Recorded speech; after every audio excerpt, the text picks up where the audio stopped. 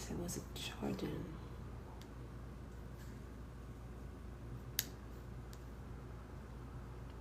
Hello, everybody. Welcome in. Welcome in. Let me do my song choice. Have a little music playing as this live is going. Hey, everybody. Welcome, welcome, welcome in.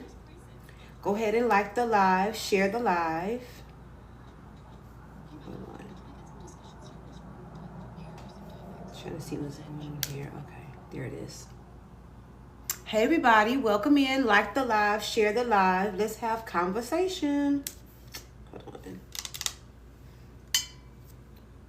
Okay. All right, cool. Hey everybody, welcome. Happy Friday. Happy Venus Day. Hey everybody. Y'all come on in. Thank you, D-Gay. Thank you. Okay, so if this is your first time seeing me, hello. I go by Lovely B as well as Pretty Powerhouse. Hey Mel, thank you. And I am a pretty girl coach.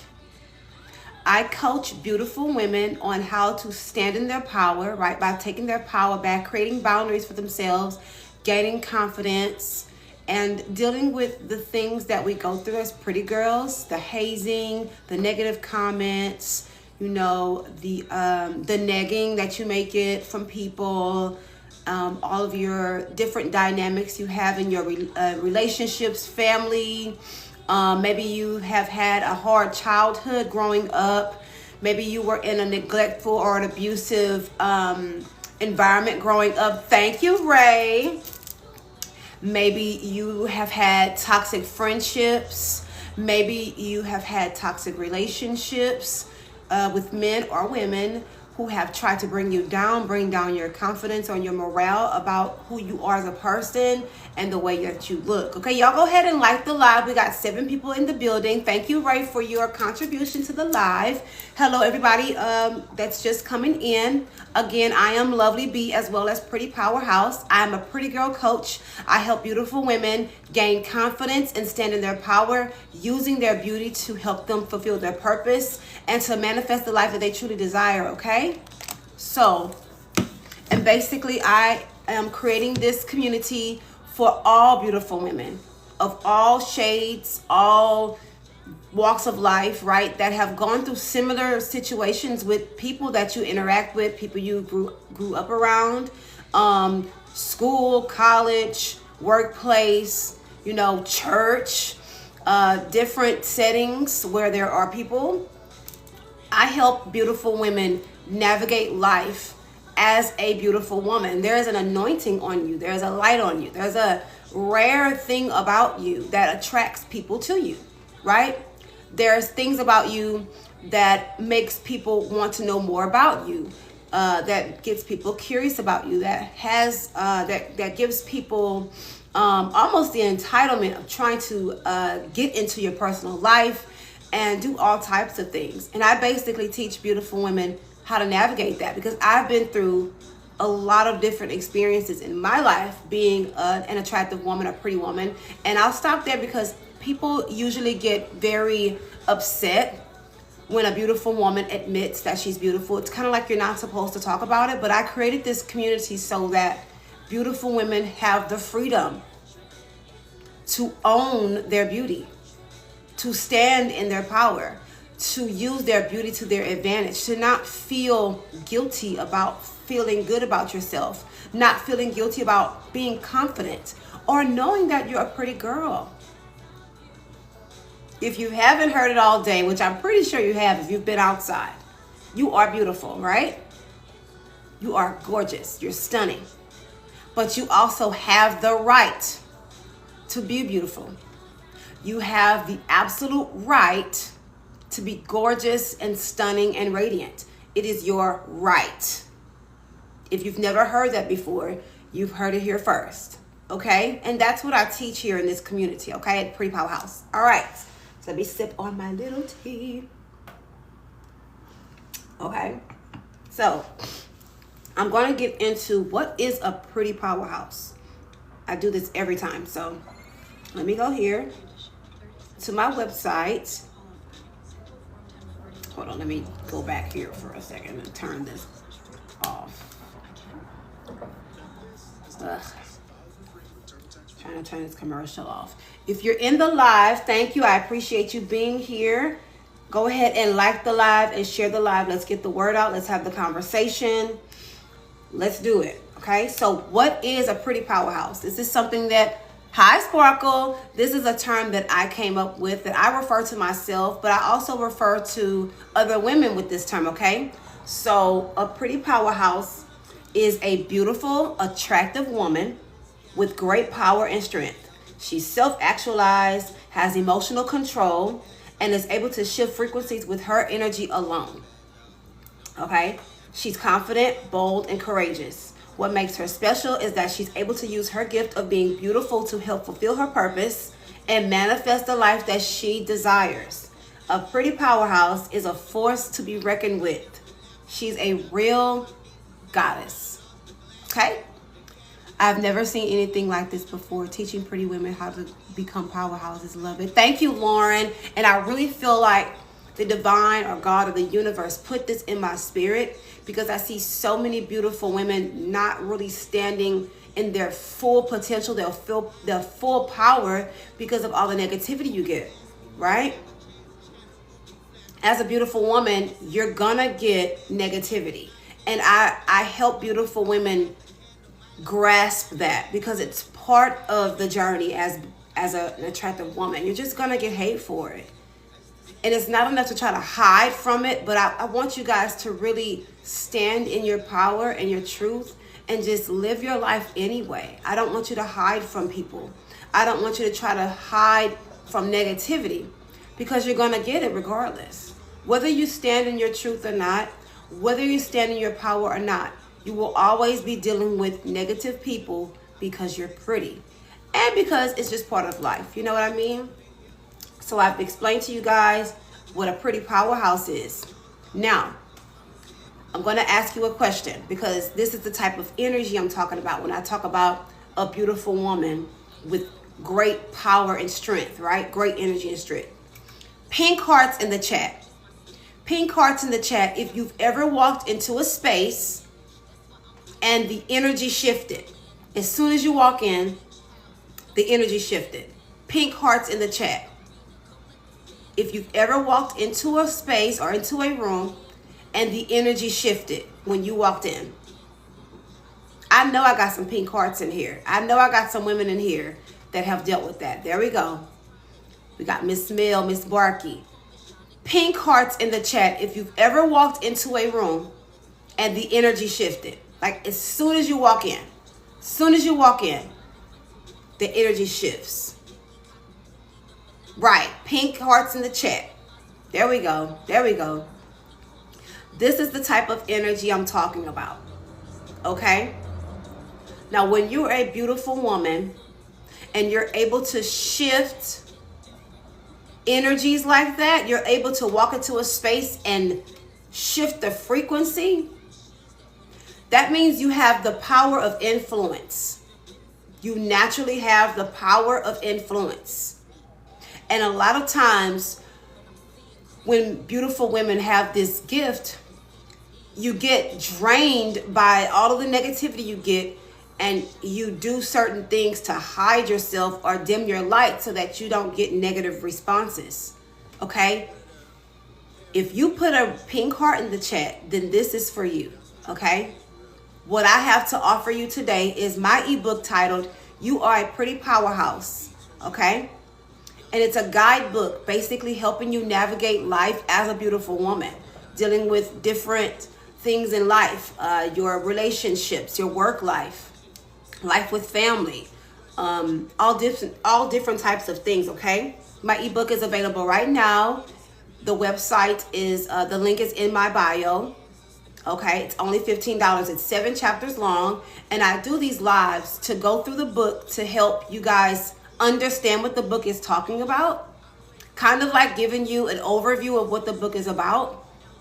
That way, if you would like to buy it, you can. If not, then hey, that's cool too. But I know that This book is here to help someone navigate life as a pretty girl, because it's hard out here.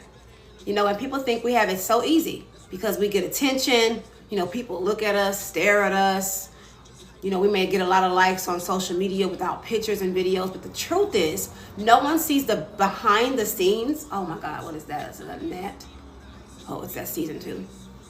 No one sees what we actually go through behind the scenes, right? No one sees the tears we may cry from being overwhelmed, right? No one sees how hard we work in our field of choice, in our careers, in our businesses, right? Mr. 504Bs, I don't know if you're a man or a woman, but this conversation is for women. And this is not a joke. This is something I take very seriously. This is my business. I am a coach, right?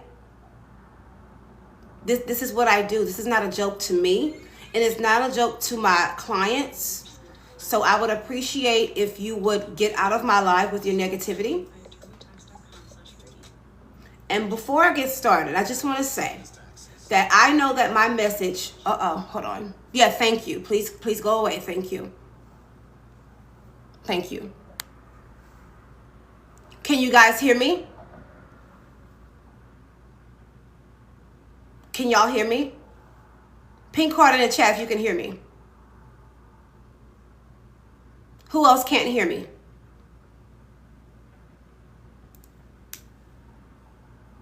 Can you hear me? Okay, y'all can hear me. It could be your device.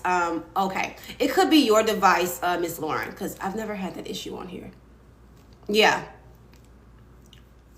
And before I get started, I know that this conversation seems silly to people because people deem beauty as vain, or it's wrong to celebrate who you are and what you look like. I completely understand why people would say this is silly. Every time I go live, somebody comes in here and they have something negative to say. Every single time. And I'm starting to see a pattern because I'm new to like TikTok and stuff like that, right? I'm starting to see a pattern. It's usually a male or a woman that is not really secure within herself or doesn't deem herself beautiful that comes in here with this shit. And they always prove my point of what I talk about. They literally do it in real time. Every single time I go live. Now, I'm over here doing me, right? I'm over here minding my pretty little business.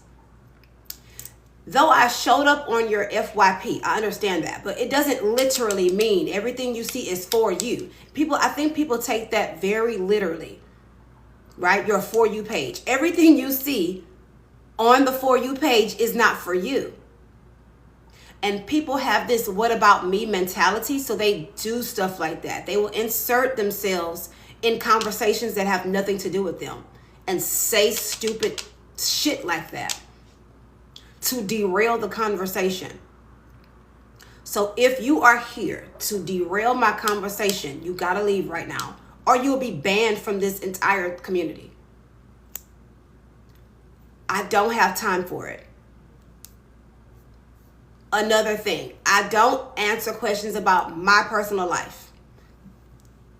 I gave a little information about myself yesterday and the live went to hell. So no, I also do not answer relationship questions. I'm a lesbian. I'm a married lesbian. So I don't answer questions about relationships because women don't understand. They don't get it. So I don't answer stuff like that. I'm talking about being a confident, beautiful woman and everybody wants to know about relationships. I don't answer questions like that. I'm not a relationship guru. I'm a pretty girl coach, not a relationship guru. I'm not here to teach you how to get a man. I'm not here to teach you how to attract men. I'm not here to teach you how to get money out of men. I'm not a sugar baby coach. I'm not a level up coach. I'm a pretty girl coach. You ain't never heard of that before. You ain't never heard of that before. I'm a pretty girl coach. I coach beautiful women on how to stand in their power. That's what I do. So That's a boundary I'm creating. Do not ask me personal questions or questions about relationships. I will not answer it. I'm going to ignore you. And if you're in here to derail my conversation and my teaching, leave. Like, it's really that simple, okay? Now, you could say whatever you want about me, my appearance, whatever. I don't, you know, whatever. I'll just block you. But don't come in here derailing the conversation and all that shit. I just really don't have time. So now that we've gone through that, and now that we know what a pretty powerhouse is, now I'm going to teach out of my book. And if you like the book, you can purchase it.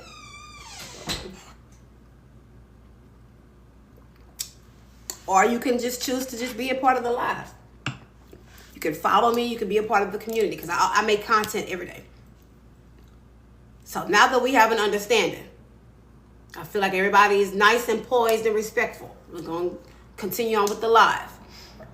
We have 1.1K likes. I really do appreciate y'all. There's 20 people in the building. I appreciate that. So let's continue on. So in my book, You Are a Pretty Powerhouse, right? I have 7 chapters, and I basically go through each chapter as I teach, okay? Thank you, Miss Barkey. Thank you. I love pink. It's my favorite color. Absolutely. All right. So 7 chapters, and I always write notes down of what I have in the book. All right. So hold on. Let me turn on another song. It looks like my laptop trying to die. And I could have sworn I charged it earlier, girl. I don't know. But anyway, is that coffee or tea? I'm drinking, what is this? The Arizona tea. I just like to drink out of my little Barbie cup. So it's just Arizona tea. Yeah. And I have my water right there. All right. So the name of the very first chapter is called The Pretty Criminal. And the reason why I named it The Pretty Criminal is because this chapter talks about how people try to make you feel guilty about being pretty.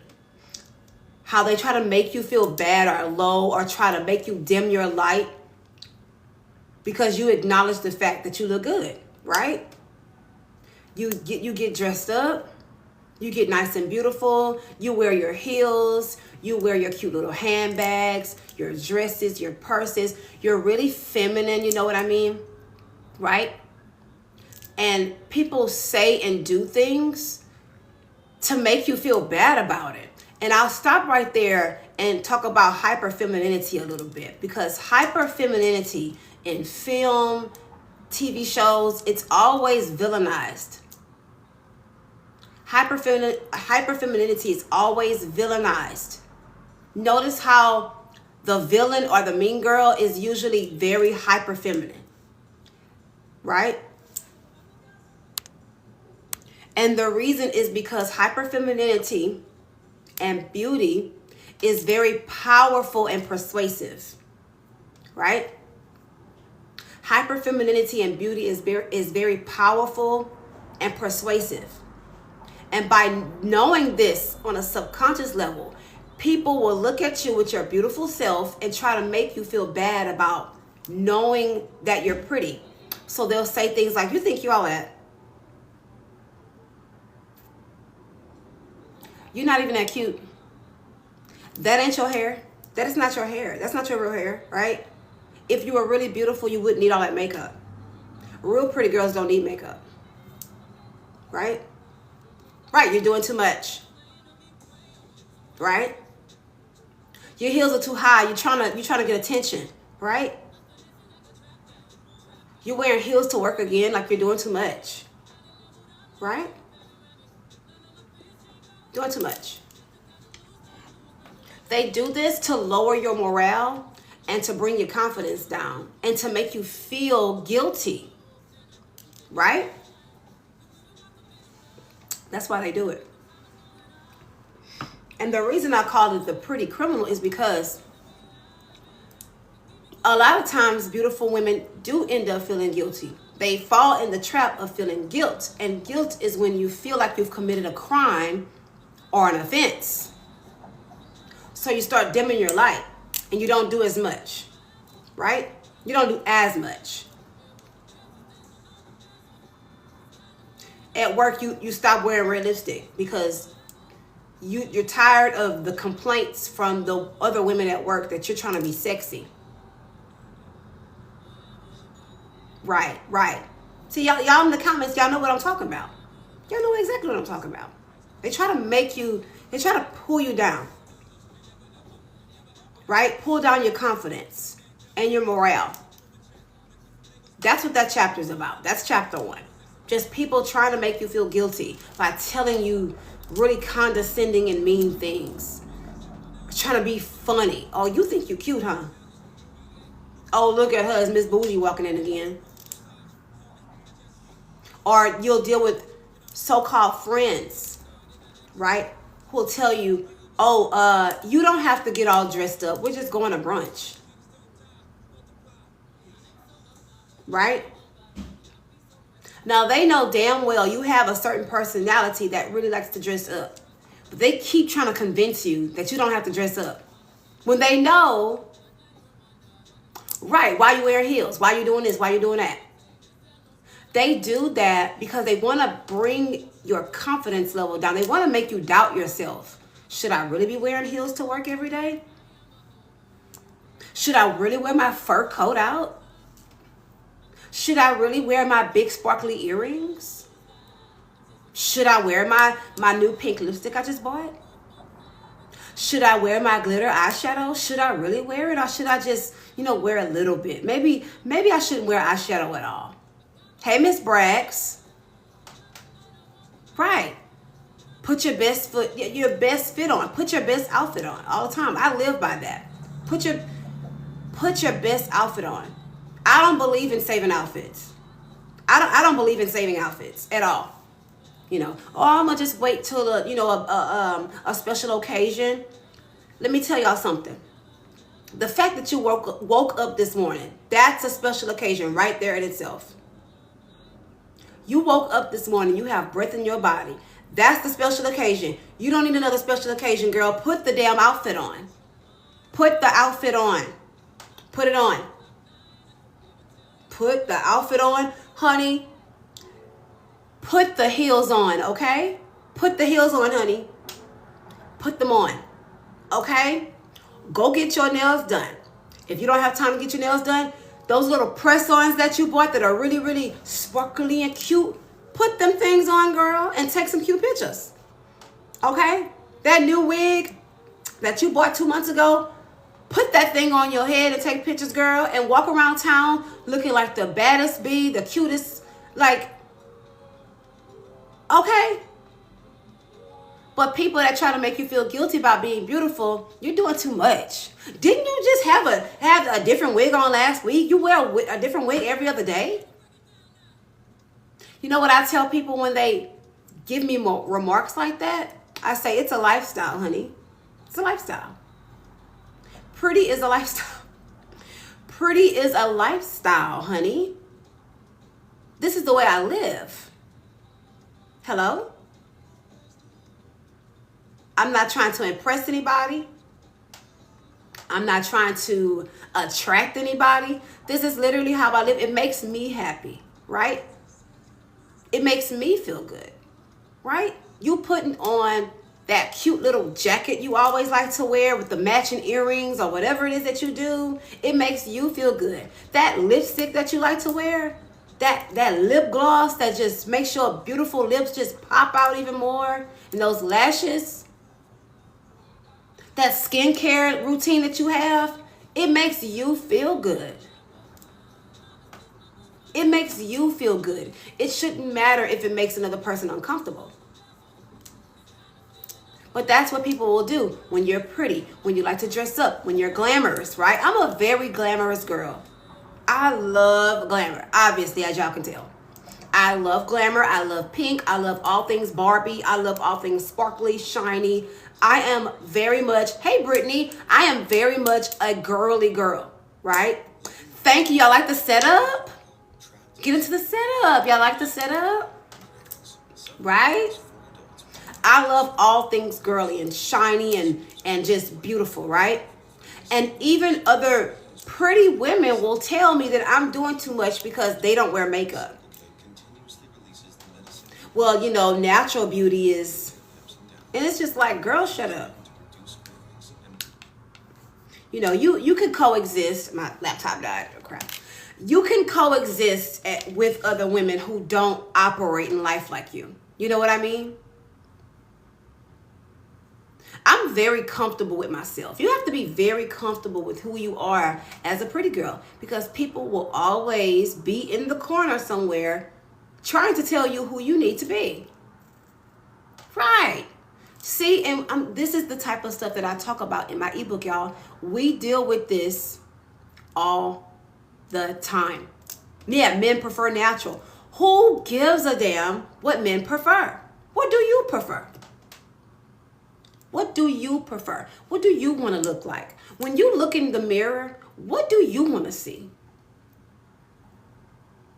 I personally feel like makeup is a part of the outfit. Hello? It's like putting on a necklace.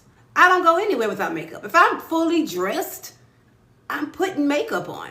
It's part of the outfit. You know what I mean? So don't ever feel bad about being beautiful or acknowledging the fact that you are beautiful. That's what my first chapter is about, okay?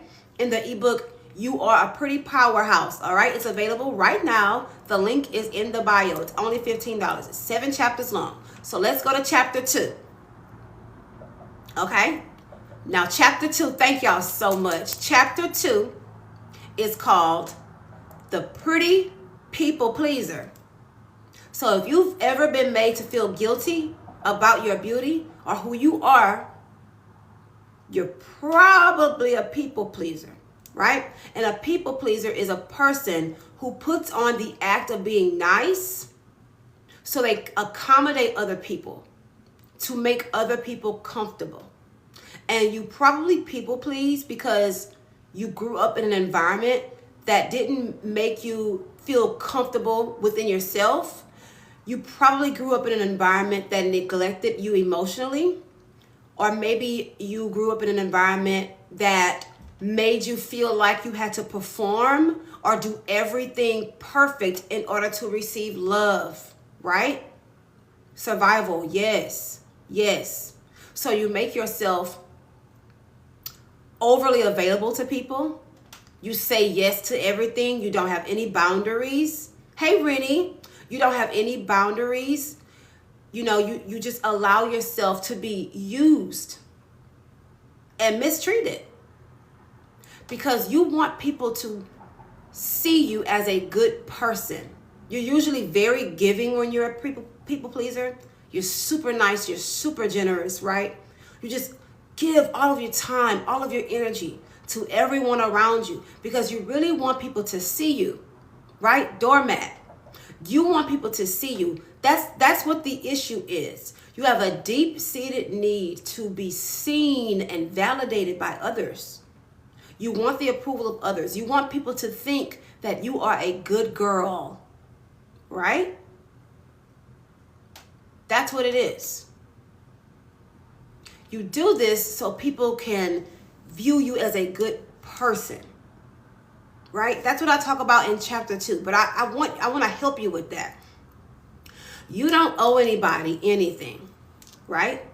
You don't owe anybody anything, right? Nothing at all. People have to earn your love and your niceties. They have to earn that from you.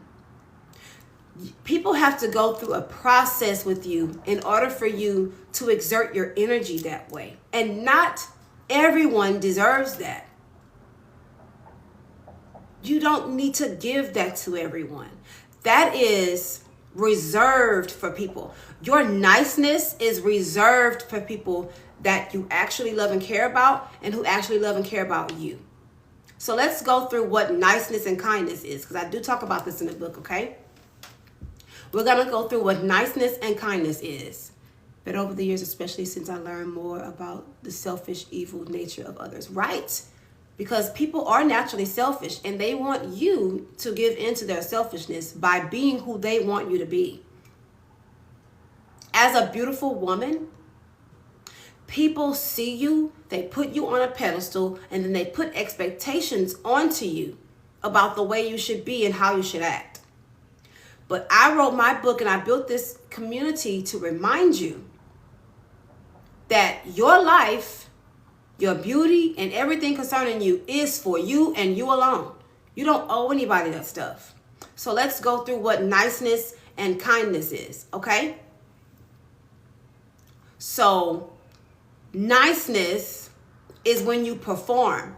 You are performing an act so that people can see you in a certain light, right? You're overly giving, you overextend yourself, you say yes to everything. And then what happens is when you get drained enough, you start to get resentful and bitter. And you'll say things like, well, I do everything for everybody. No one ever does anything for me. Does that sound familiar? That's because you're being too damn nice to people. You ain't got to be nice to nobody. Nobody deserves that, right? Unless they're in your close, your close friends, close people, your significant other, your mom, or sometimes not even your mama. It's people that are close to you, right? People have to earn that from you. They have to show you who they are, and you have to decide if they fit in your life, right? Now let's go through what kindness is. Kindness is from the heart. Kindness is to benefit the other person or other people involved. Kindness is about the other person. Niceness is about you. Kindness is a heart. It's from the heart center. Niceness is from the ego center. So kindness, heart. Niceness, ego. Remember that. I've heard never be the nice girl, be the kind girl. There's a reason for that. Because when you are nice, accommodating, compromising, and all these other things, especially when you're pretty, people see you as an easy target. But when you're kind, kindness has boundaries there. Hey, hustling queen, there are boundaries there when you are kind. Because you respect yourself, right? You have certain boundaries that you've created to protect yourself. Kindness is about the heart. So, for an example of kindness is opening the door for someone who's disabled. That's a kind act, right? You are trying to benefit the other person. Exactly. I used to think people telling me I'm nice was a compliment. It's definitely not. They're telling you you're stupid. That's what they're really telling you. That's what they're really telling you. They're really telling you you don't know any better, right? Kindness is opening the door for a disabled person, right? That's kindness. Or maybe you're in church and someone is crying next to you and you grab a tissue and hand it to them. That's kindness, right? That's kindness. That's for the other person. It's not for you. It's no benefit to you, right? You don't expect to see that person and them return the favor, right? That's kindness. Niceness, however. Niceness is ego-centered. So you're going to feel like they owe you or they should return what you're doing for them. Now, all relationships should definitely be reciprocal. But if you're just doing all these acts of niceness to strange people that you don't know or people that you don't care about, they don't really owe you anything. Because you want to know why? If you're super nice to people, just anyone that's in your path, and you expect something in return for them, you know what they're going to tell you? I didn't ask you to do that. I didn't ask you to do that. And they would be absolutely correct because they didn't ask you to do that. You decided upon yourself to put yourself in the super save-a-hole position to help that person out. You put yourself in that position.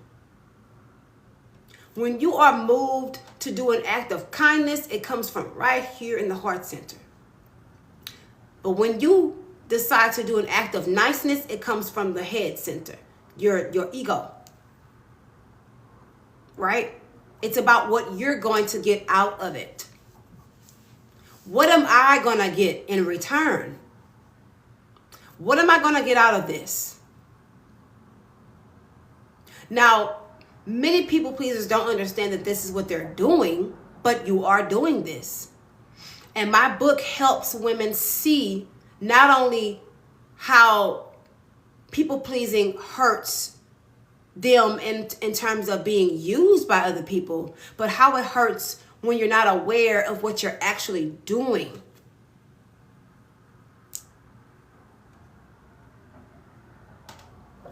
So you don't want to be a people pleaser, okay? Because you don't owe anybody that stuff. You don't owe anybody your niceties.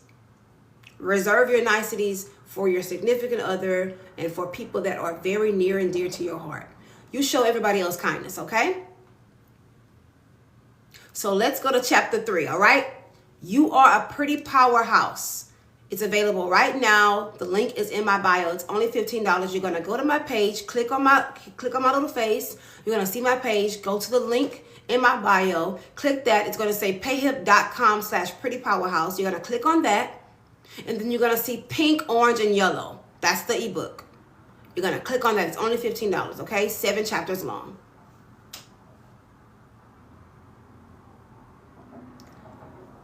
Mr. Jared, I'm not sure what your purpose is in my comments, but I need you to leave because I feel like you are trying to deter the conversation, sir. I need you to get out of here. Like, please get out of here. I'm asking you very nicely. Just get out of here. Thank you. Okay, so chapter 3, you ready? Chapter 3 is called The Pretty Loudmouth. Let's talk about it. And I call this chapter The Pretty Loudmouth is because I'm talking about the fact that you like to overshare, pretty girl. You overshare. You share too much of your business. You share too much of yourself, your traumas, the things you've gone through, your relationship problems, right? Your health issues. You overshare. You just give way too much information about yourself.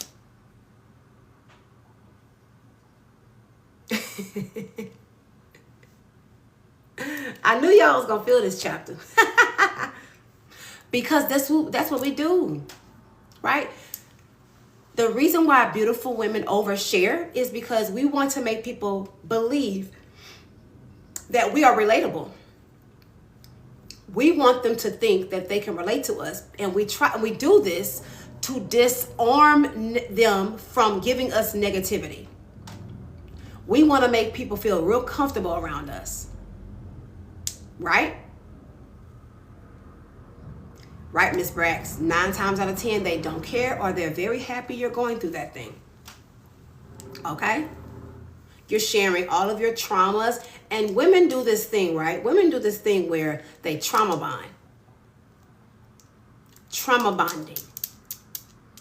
That's not a good way to connect with other women. That's not a good way to connect with anybody. Trauma bonding. You're just dumping all your stuff.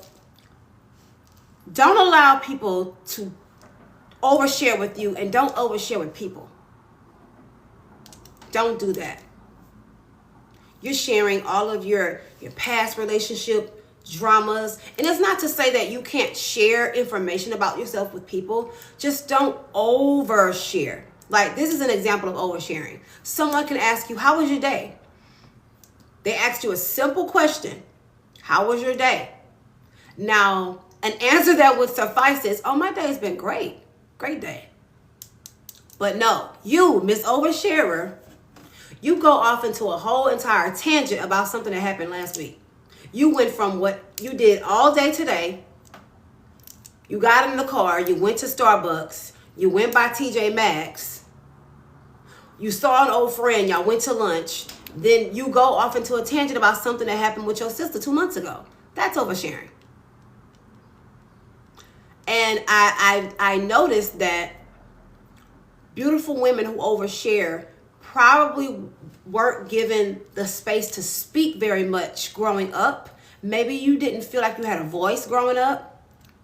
Or maybe in your friend groups, you didn't feel like you had space to talk. Maybe you had people that will over talk you or something like that, right? So whenever you are given an opportunity to speak, you just overdo it. Thank you, Wild Moon. You just overdo it. No voice, right?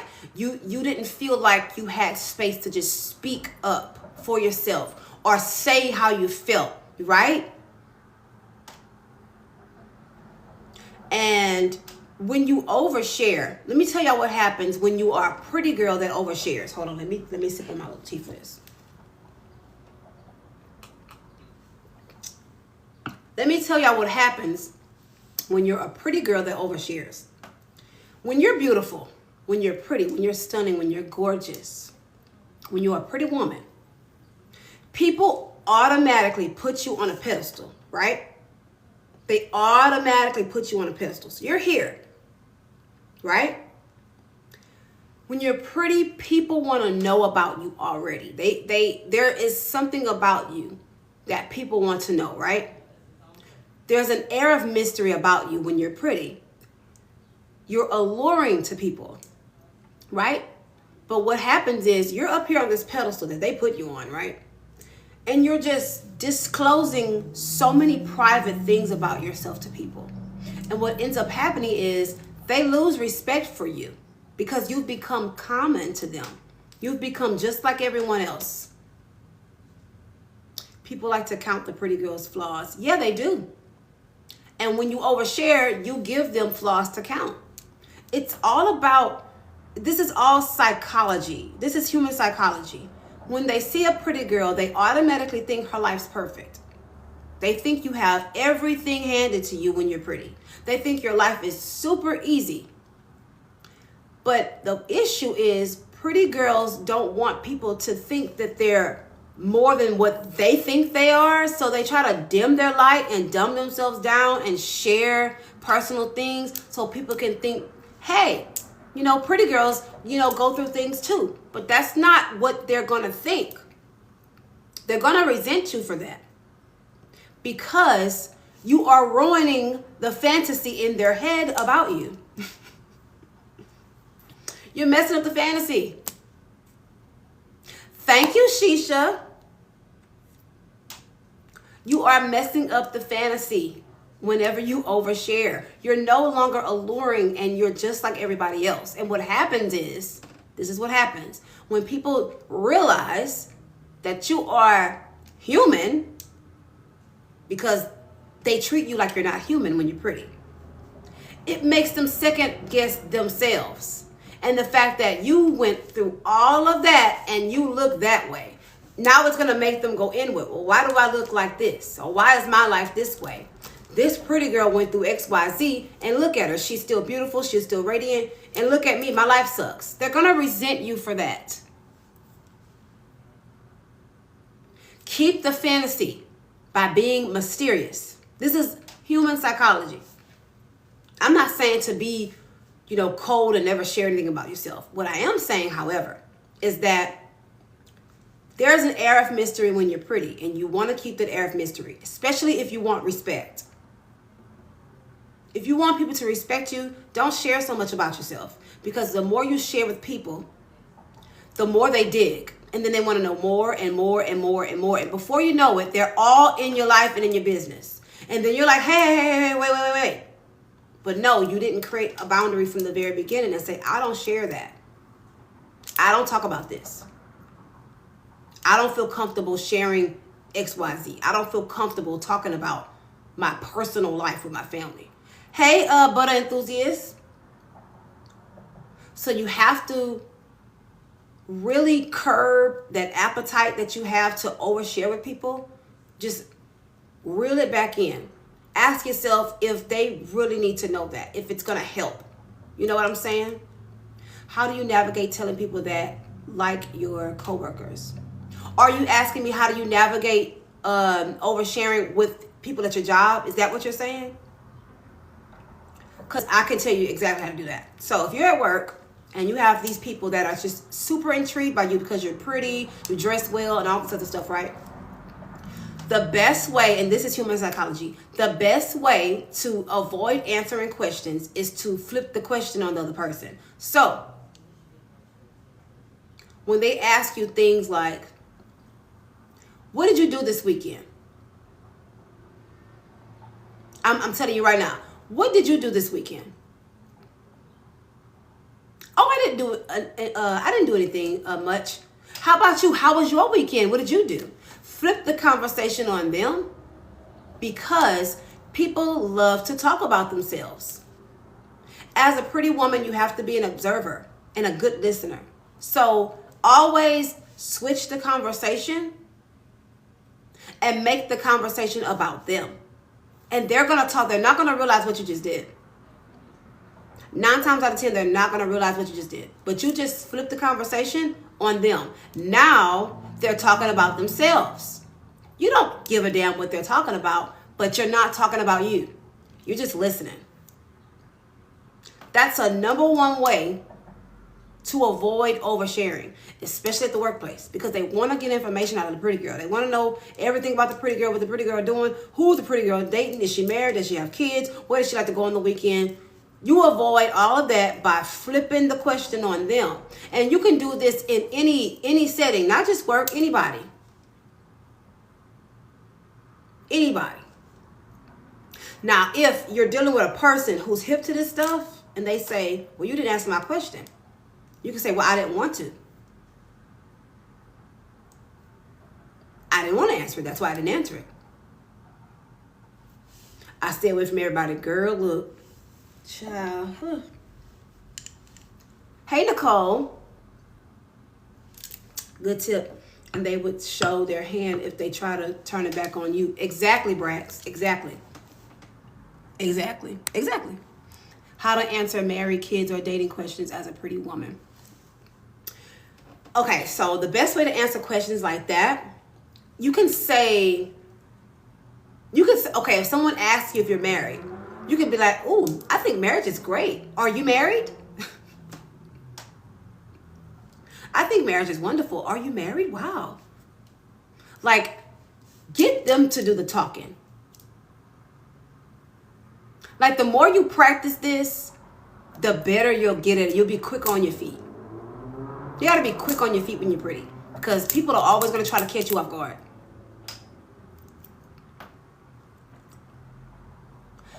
The best place to practice this shit is at your job.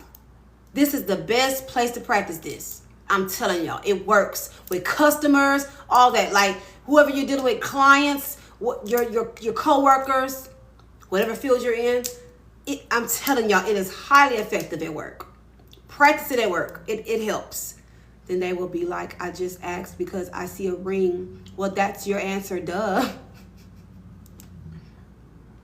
And if they ask, well, I asked because I see a ring. I love rings. Rings are beautiful. Do you collect jewelry? You have to be quick on your feet. You've never confirmed anything. You never confirmed anything. Oh, I see.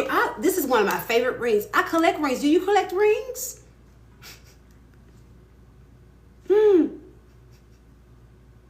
Because people are nosy. When you're pretty, they want to know everything. Because they want to see, where's the flaw? Where's the mistakes she made? Where's the drama? You know what I mean? So always flip it. This is a psychology trick. Just flip it. Flip it on them. You have any kids? Oh my goodness, kids are, I have a little niece. She's so cute. Do you have any nieces, nephews? You have any kids? Switch it back on them. Switch it back on them. And you don't even have to have a niece for real. You know what I'm saying?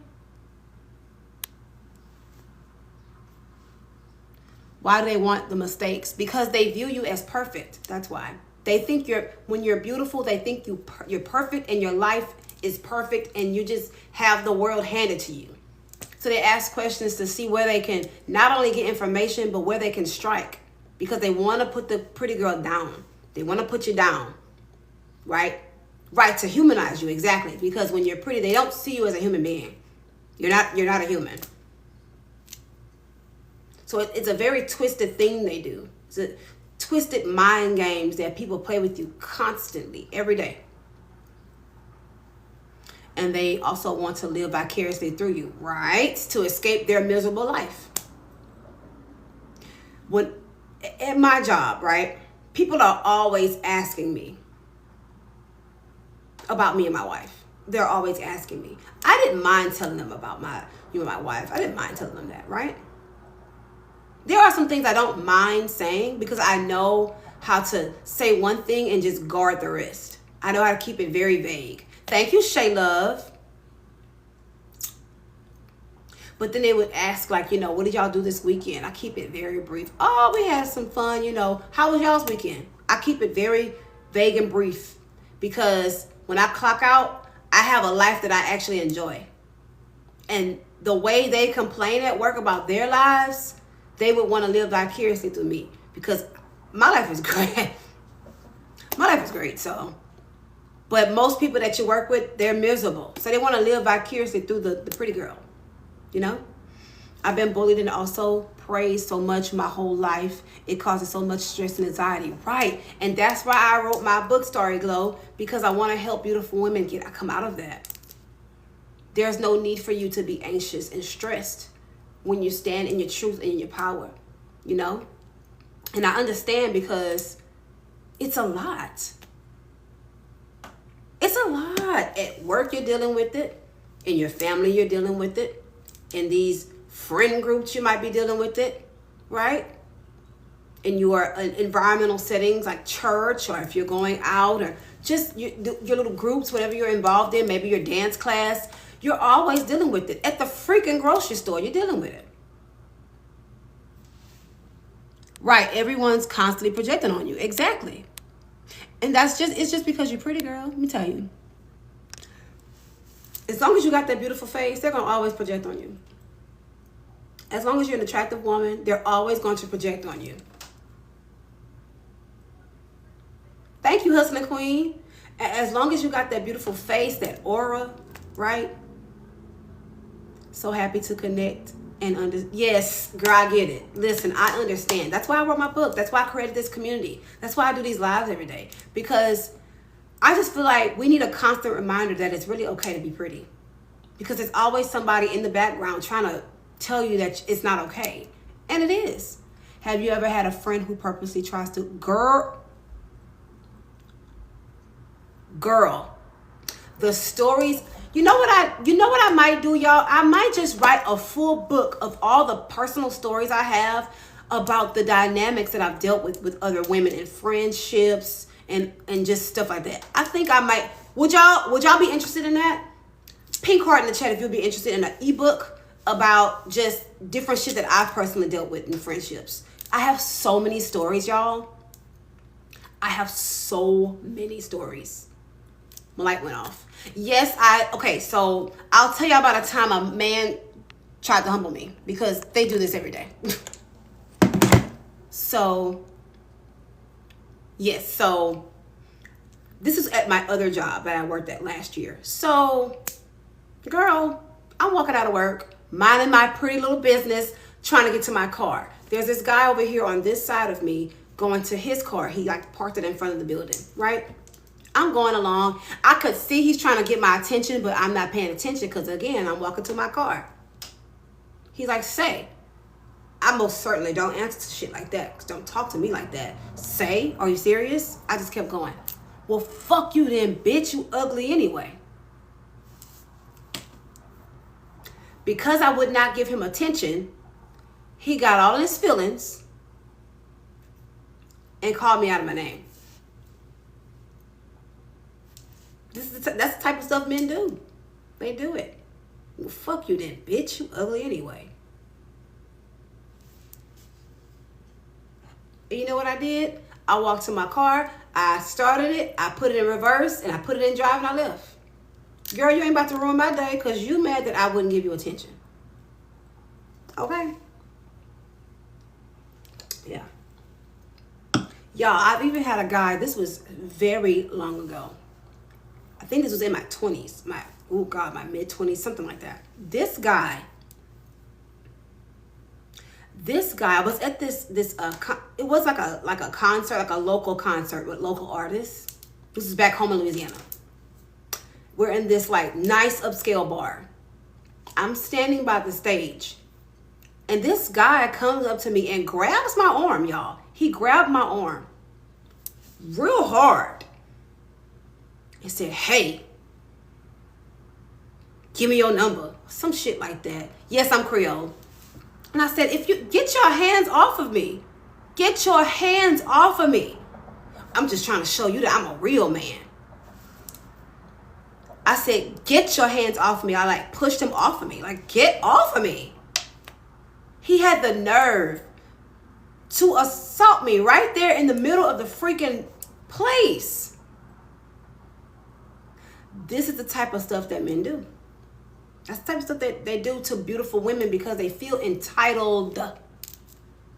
They feel entitled to your energy. They feel entitled. Hey, baby. What is that? This was a lump, baby. I haven't even met you. Oh. My wife came in here.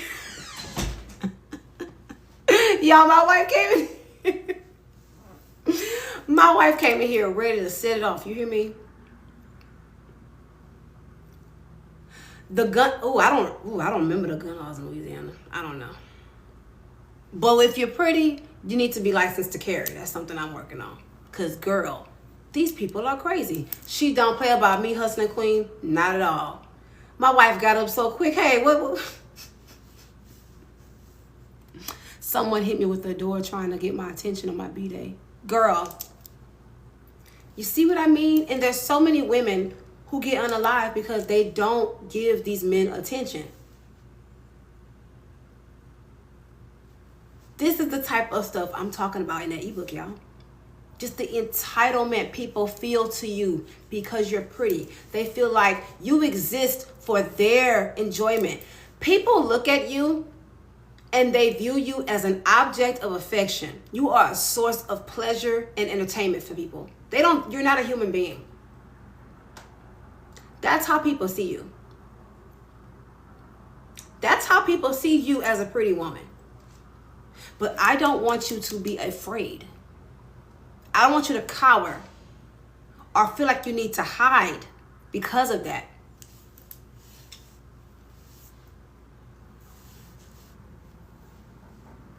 Exactly. Boundaries. Boundaries. There's no need to cower. Protect yourself with that iron. Get what you need to get, license and all that other stuff, and set boundaries with people. This is why I don't like we Barbie dolls or something. That's exactly how they treat us. Like we are objects. Right? I love this message because I always felt like I needed to hide my beauty. I dress up in my room. Right. You don't need to hide. Because you were, thank you, is it Joy Jutsu? Thank you, honey. You have a right to be here. You have a right to be here. You should be able to enjoy your life, thrive, right? Enjoy being beautiful. Enjoy all the advantages you have in life. You have the right to enjoy that stuff. And I wrote my book and I created this community to remind y'all of that. This is your right. I really enjoy your lives. Feels like a sisterhood. I'm glad you popped up. I'm glad I popped up on there too, girl. Because it's going to reach somebody. Even if it's just one woman. I've done enough. You know what I mean? So let's talk about chapter 4. Y'all ready? You Are Pretty Powerhouse ebook available right now. The link is in my bio, y'all. Go ahead and grab it. Always sexualized. Always. Listen. Always sexualized. When you're pretty, you will automatically be sexualized. You'll be sexualized for men who will never be able to get close to you. Or women, you're sexualized by women as well. And they think that you're going to do things to try to get men or take their man. You're always sexualized. Or you're sexualized by women who actually want to be with a woman, but they're faking it. You know, stuff like that happens too. and made to feel like that's love. And we know it's not. We know it's not love. We know that. And it's very hard to navigate who's being honest with us in romantic relationships because people are so full of lust. We don't, it's hard to navigate that because you really want to be in a relationship where a person actually cares for you and they're just lustful. That's it. It's not even about you, your heart. It's about the way you look, and it makes you feel like, damn, is that all I am? Is that it? Am I just a pretty face? It really makes you feel that way. So let's go into chapter 4. Chapter 4 in the book is called The Pretty Recluse. This chapter right here gets to the heart of the matter. It gets to the heart of the issue. You've been so beat down. Hey, riddle me this. You've been so beat down with all the negativity, all the backlash, all the condescending remarks, failed friendships, failed relationships. You either quitting jobs or getting fired. Who am I talking to? Because you're pretty. You're dealing with all this shit maybe because you're pretty. You had strange interactions with family members. Some of you have even dealt with sexual abuse. Being abused sexually by family members because you're pretty.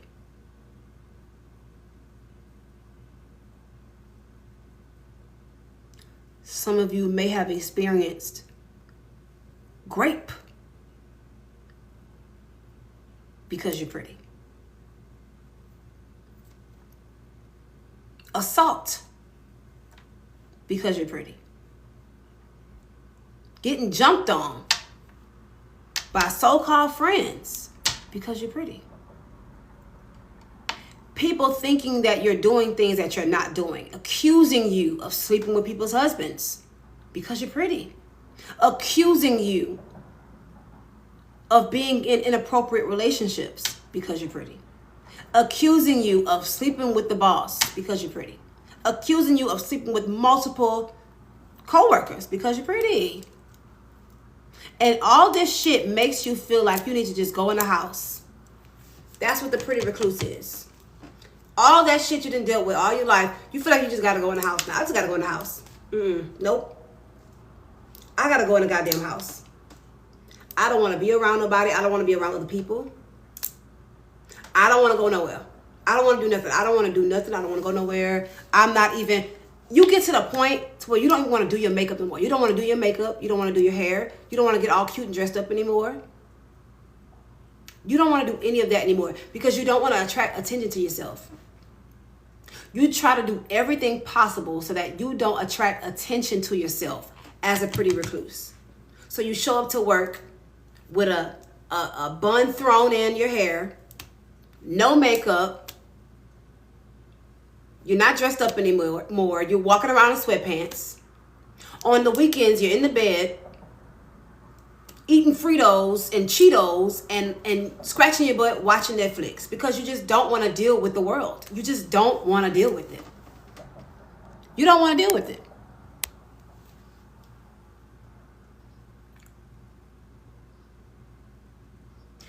You just feel so just down on yourself. It's like your entire, your soul has been ripped from you. When you get to that point when you want to hide from the world, you feel like your soul has been ripped from you because of all the shit you've been through. You know what I'm saying?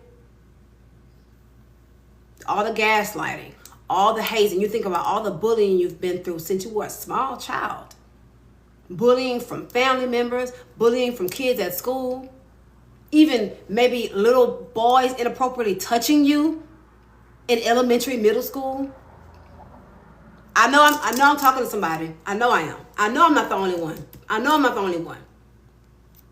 Teachers looking at you inappropriately. Come on, y'all. Come on. Let's hear it. If you've been in religious settings, pastors deacons, people in leadership making passes at you because you're a pretty woman. Come on. Come on. I know I'm talking to somebody. I know I'm talking to somebody. And you just get to a point where you're sick of it and you just want to hide yourself. You're like, nope. You don't post online anymore. It gets to a point, y'all, to where you develop social anxiety. Social anxiety. Let me tell y'all what happened to me some years ago. This is crazy. So this was back home in Louisiana. An old friend and I went out to a bar. And we were just so cute. We were just so stinking cute, right? And this guy offered us drinks. We're right like literally 5 feet away. Hold on, y'all. Okay. I can see him with the drinks. 5 feet away, right? He brings the drinks. I look at the drink. I look at my friend and I'm like, no. I had a feeling that bartender added something in that drink, right? This was some years ago this happened. And so, anyway, we also noticed this group of guys that kept going around to each table with different women are at, like, just bothering them. And it wasn't a lot of people in this bar. This bar was like, there were like less than 20 people in this bar. It was kind of small anyway.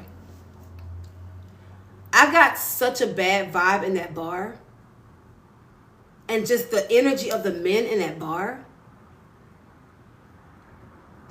I looked at the girl who I was with. I said, we got to get out of here. Something's going on in here. Something's going on in here. So we got out, right? Because I had a feeling that guy was trying to like put something in our drinks or something to, take us home and do something. Y'all, my gut was like, get out. We got out. Do y'all know? 2 months later, at that same bar, an 18-year-old girl was assaulted at that bar by multiple men and had to be put in the hospital. 2 months later, y'all. She was assaulted by multiple men, and the people who worked there knew who did it. I'm telling y'all, my gut was like, get out, get out, get out, right now, get out. I got out of there. You hear me? 2 months later.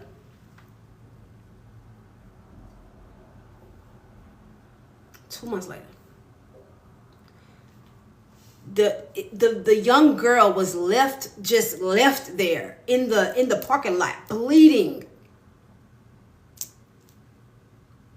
She had multiple broken ribs.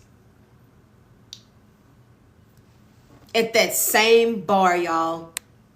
And do you know right now that bar is shut down? Like a year or so after that happened, I think that bar ended up shutting down. Shit like that makes you want to stay in the house. After that happened, I think that bar ended up shutting down. Shit like that makes you want to stay in the house. After that happened to me, I developed social anxiety. When I was in large crowds, I would hyperventilate.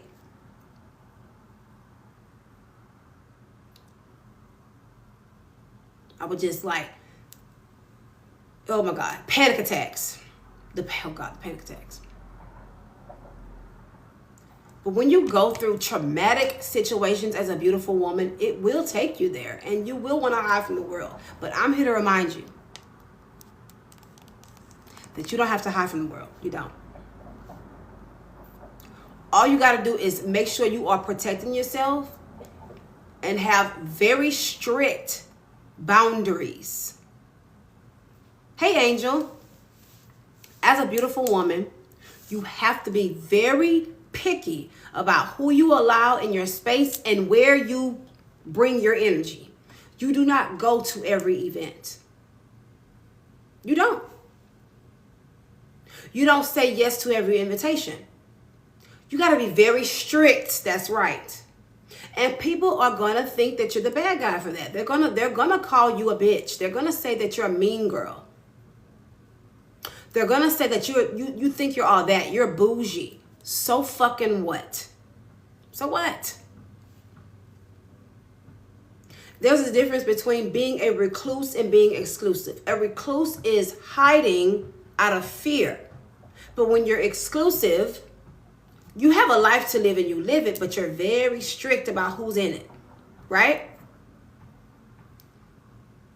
I take pride in being exclusive now. I used to allow people in my life. In my life, if I did not have the knowledge I have now, I don't even think I would still be here because I was that naive and that unaware. You cannot just allow anyone in your space. You have to be mean. You have to be strict. You have to be a bitch. You do. To protect yourself. Because people are fucking crazy. They are. You have to vet people. Vet women that try to come in your space. Vet women. Don't just think because she's a woman that it's safe. These women out here are insane. If y'all go back a few, scroll up a few on my page, I talk about the time that I was almost trafficked. I was almost trafficked because I thought it was safe to befriend this woman that was so nice and pretty and stuff. I was almost trafficked because of that woman. You have to be very careful with how you move. They are. That's right, Plain Jane. They are. In most cases, they are. Yes. I was almost trafficked at 19 years old. And I'm just so grateful to God, to the divine, of the major protection over my life. It's time. I should not be here, y'all. I should not be here because of the situations I allow to put myself in because I'm just trying to be nice to people. And I'm trying to look for the good in people. Go back to that video, friend. Go back to the video and watch. I tell the whole story. It's called Being Pretty and Broke Part 3. They did see my light. That's exactly what it was. They saw my light. And they saw an opportunity. This is why I tell beautiful women, when people look at you, they see opportunity. They see opportunity immediately. Like, ooh, man, I could get something out of that one. I can get something out of her, man. I can have her doing this for me. I can have her, man, she pretty. I can have her out there on the street making me money. That's how people think. It's dead, baby. That's how people think. Okay. That's how people think. I just don't want to be in here bothering you. Okay, baby. That's how they think.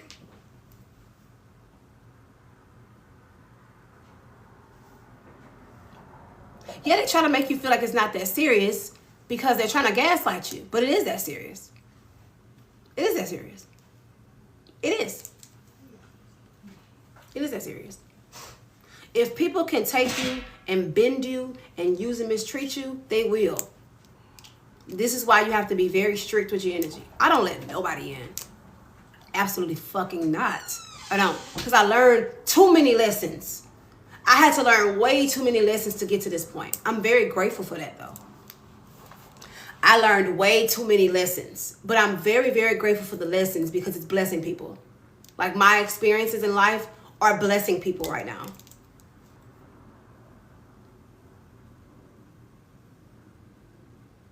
I don't trust a soul, y'all. Nobody. So I understand why you want to stay in the house and don't want to deal with people. But honestly, what kind of life is that if you don't live your life? You have a life to live. You deserve to live your life. You deserve to go to the store, go shop, be able to go eat somewhere, and not have to watch your back. You know what I mean? You deserve to live a life that you cultivate and enjoy. I avoid crowds, yeah. I don't like being in large crowds either. Because you just never know. You know what I mean? But you have to be on your guard and you have to be very guarded dealing with people. And Tap into your practical intelligence. That's your street smart. That's all it is. Practical intelligence is your street smarts. Be very observant about what's going on around you. Pretty hurts. Yep, I played that song yesterday on my live. Pretty does hurt. It does. It hurts. It hurts really bad. People think our lives are perfect. They think we have everything handed to us. Everything is just perfect in our lives, and that is not the truth. We deal with a lot of shit. The price you pay for being beautiful is how people treat you because you're beautiful. That's the price you pay every single day. But guess what? I don't want you to think so negatively about being pretty because it is a gift. Being beautiful is a wonderful gift. It is a gift. It's spiritual. All this is spiritual. That's why you get so attacked. It's a spiritual gift. But you have to know how to navigate in that gift. That's why I wrote my book. That's why I created this community.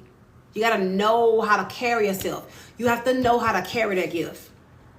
Or else you'll be unalived, abused, mistreated, and at the very bottom. Right?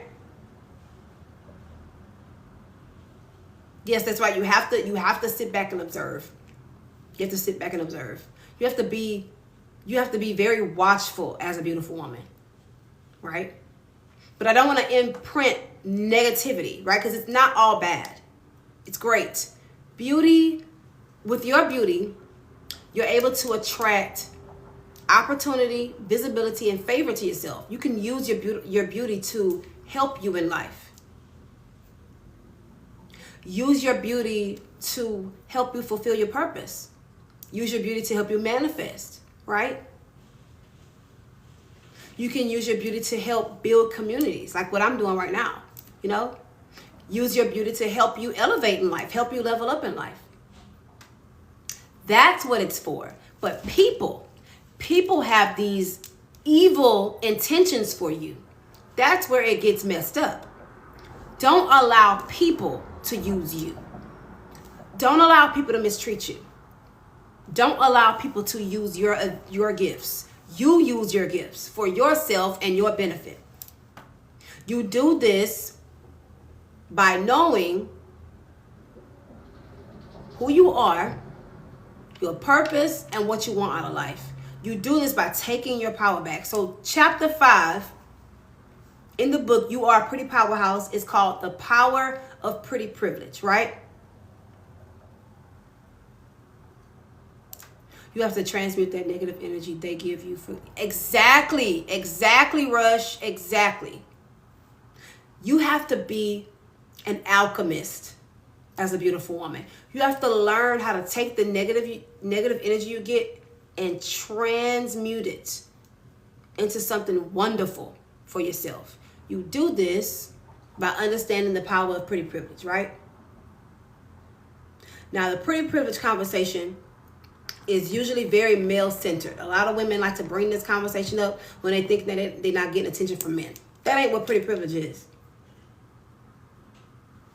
Do you have tips for those who have low motivation energy for dressing and making up? I do. I can give that at the end. Once I finish talking about the book, I'll give y'all all those tips, okay?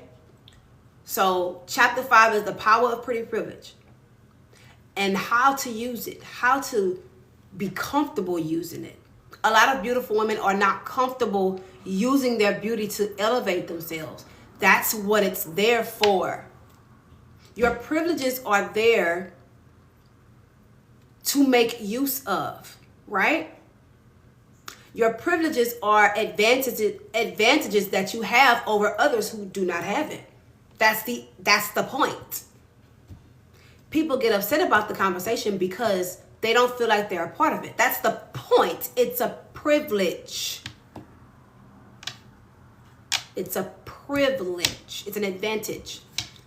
For instance, you have a car, right? A vehicle. You would have car privilege, right? Your car is the advantage that you have over people who don't have a car. Your car can take you wherever you need to go at any given time. Your car is there for you to utilize to fulfill whatever purpose you have, go wherever you need to go. Are you going to give your car away because some people don't have a car? No, you're not going to do that. That doesn't make any sense. It doesn't make sense. It just doesn't. Another thing, your home, right? House privilege, apartment privilege, whatever, right? You live in your home because your home gives you shelter and warmth, someplace to lay your head, right? It keeps your food nice and cold or whatever. You know what I mean? Are you going to give your home away because some people don't have a home? No, you're not going to do that. Well, I'm going to just give my house up because they got homeless people out there. What the hell do they have to do with you? Right? Of course you're not going to give your home up. So why the hell would you give up your pretty privilege? Why would you not use it? Because some girl over here says she don't have it? That ain't got shit to do with you. That ain't your problem, baby. It's not your problem. Listen. You're a beautiful woman, right?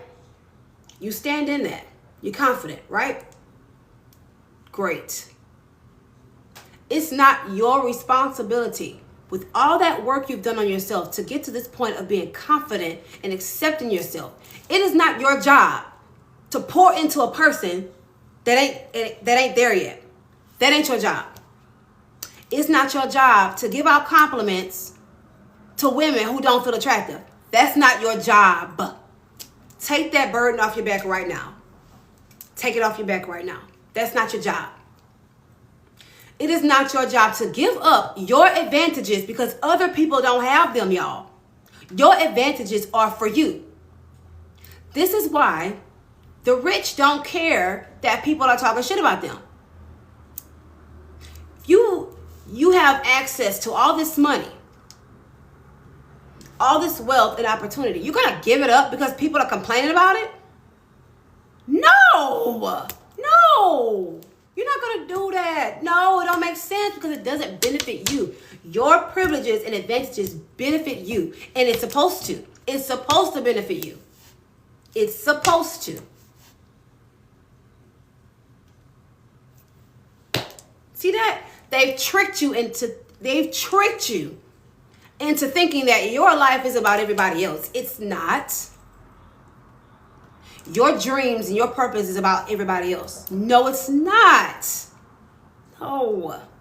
You're not going to give up your home, your car, your job. You're going to give up your job because other people don't have a job? That's crazy. It's crazy. I'll say it like that. That's insane. That makes no sense.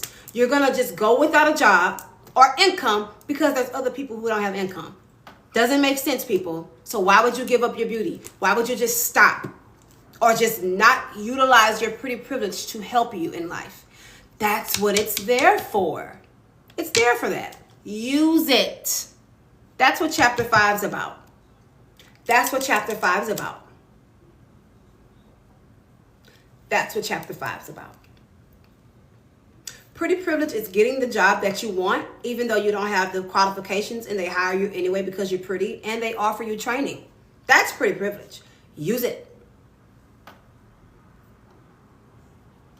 Yes, Miss Nurse Ashley, you better get this book, girl. It's only $15.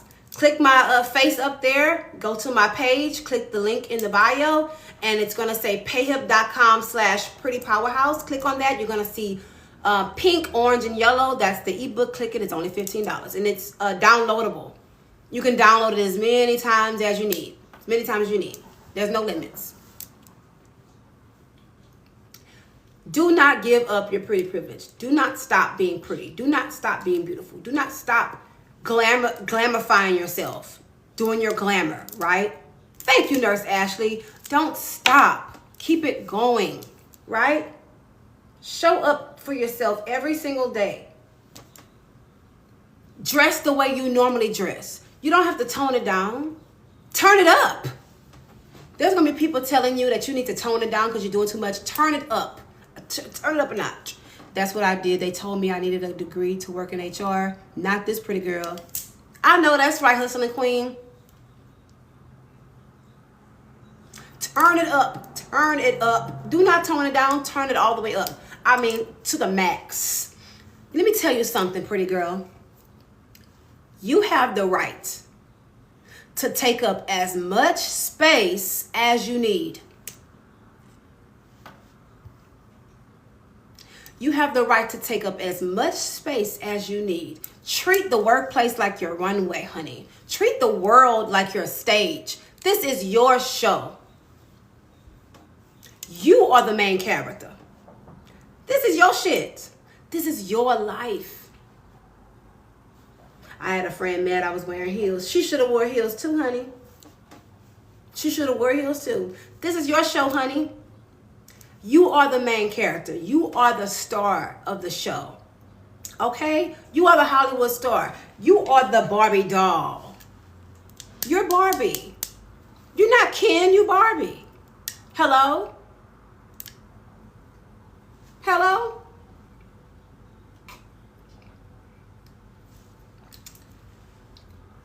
Put that in the chat.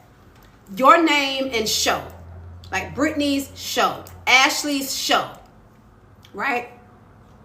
Tiffany's show. Put that in the chat right now using your name. Jessica's show. Ashley's show. Kimberly's show. That's right. Ashley's show. I love it. This is your show. It's your show. It's your show. Listen. Now, don't you feel like a star? Don't you feel like, and you have to live your life like this. This is an everyday practice. It may feel weird right now if you're not used to that. It's an everyday thing, girl. Get into it. Get in the mirror. This is my show, honey. Oh, I did my makeup so pretty today. Girl, you have to.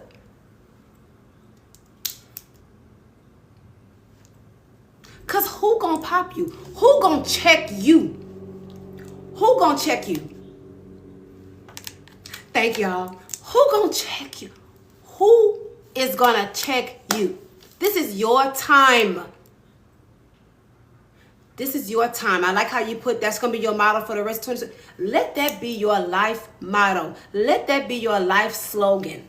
This is my show. Hello?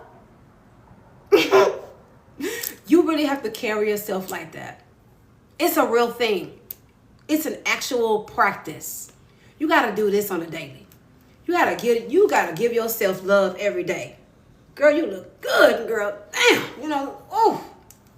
Like, you know what? And you are, girl, look, you smart, you're talented. You got it going on, honey. They ain't ready for you, baby. That's how you have to be. You have to be like that. Somebody needs to make a custom-made pretty Powerhouse Barbie doll. Look, girl, don't hype me up, girl. I'm a Leo. We already think we just started the show. You unleashing a beast. Let me tell you something. I want y'all to be at your highest potential. If you a beast already, baby, be a monster. Okay?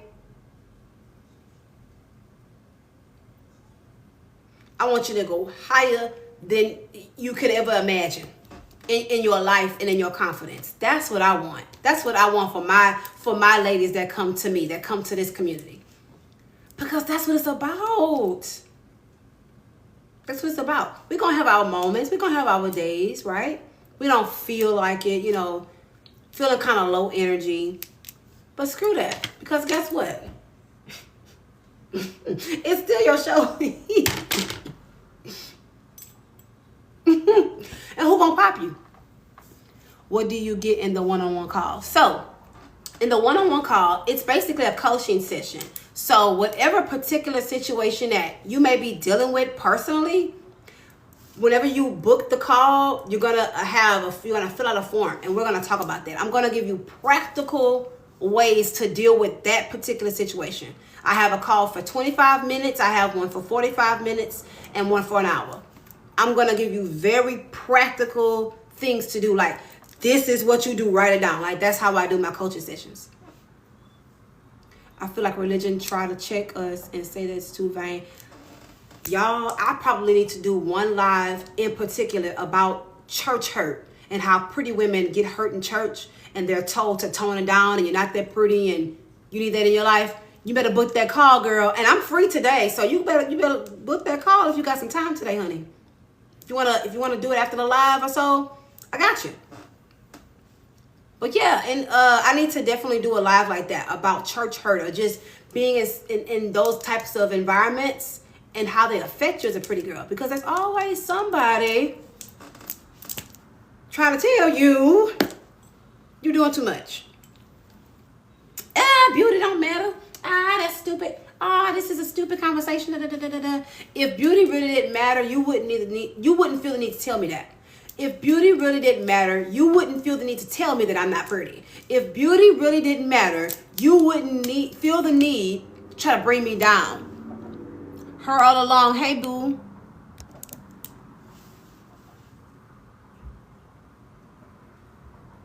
Right, if you too much, they feel inadequate, right. Let me tell you something. I love being around beautiful, confident women. Because that energy, it energizes you. A feminine, confident woman, or just a woman that's really sure of herself, that should energize you. That should motivate you. That should inspire you. If it's making a person feel low or down, they got some work to do. You know what I'm saying? Right, Most High will want us to stand in our power. Exactly, because God did not give us the spirit of fear. What did it say? But of power, the spirit of fear. What did it say? But of power, love, and a sound mind. That's what the Bible says. For my Bible girlies. God did not give us the spirit of fear, but of power, love, and a sound mind. We are powerful. We have love in our hearts, and we think clearly. Right? That's what God gave us. That's what the divine created us with when we incarnated here, when we came here. That's what we got. And I feel like it's my duty and my job with this community and with the content I create to just pull that right on out of you, girl. Because you are powerful. It's not just a saying. It's not just I'm trying to make you feel good right now. It's real talk. If you've been able to do the things that you are doing now in life, imagine where you can go 10 years from now. You got some stuff on the inside of you. And it's time you start tapping in, right? Put in the chat, tap in. Let's tap in. Let's tap in, y'all. Tap in. Put it in the chat. Tap in. Fire emojis. Let's go. Let's go. Let's go. Those dreams you have. Those projects you're working on. Those business ideas. It's time to tap in. The time is now. Right now. It's so many people making all this money, doing all this wonderful stuff because they're using their gifts. It's time to use your gifts. That beautiful face of yours is a gift, girl. It's a gift. When you walk in a space, you shift the energies. You shake the table. Like, hold on now. Who is that? I need to know more about her. Who is that? That's the energy you got. And I need you in the world operating in your gift. And I'm here to help you understand how to do that. That's what I'm here for. Now, need to listen to that song. It has new meaning now. See. Okay. What should we do now? First thing you can do is grab my book. You Are a Pretty Powerhouse. It's a good book. I read my book all the time. I love my book. Second thing, we're going to talk about that because I'm talking about the book. We're going to talk about what you do. When you recognize the fact that people have been mistreating you, they made you feel guilty about being pretty, you've been a people pleaser all your life, you overshare everything, you're hiding from the world, it's time for you to tap into using your pretty privilege. Now 6, here's chapter 6. We'll have to get into some stuff in chapter 6 because we got to talk about when you're using your pretty privilege, the power dynamics that you're going to go through with women. When you finally Say, all right, I have the right to use this privilege. You're going to deal with a lot of shit from women who are insecure and feel threatened by you. So chapter 6 is called Pretty Power Dynamics Between Women. You're going to deal with women who want to take your power away from you on a whole different level. Hey, Chiffon, because they see you, they see your light, they see your strength. And by them being weak-hearted, weak-minded, insecure, they're going to want to take that from you. Because most women who are like that feel powerless. They feel powerless. When a woman feels powerless, she's going to do two things. She's either going to learn how to gain power on her own, building up empire for herself, getting counseling, getting therapy and healing, right? She's either going to do that, or more than likely, she's going to take the easy way out and try to take power from another woman. When a weak-minded woman feels powerless, she's usually going to choose that. She's going to try to take power from another woman with condescending remarks, being nasty, being mean, the vitriol, the bullying. Bullying. Bullying.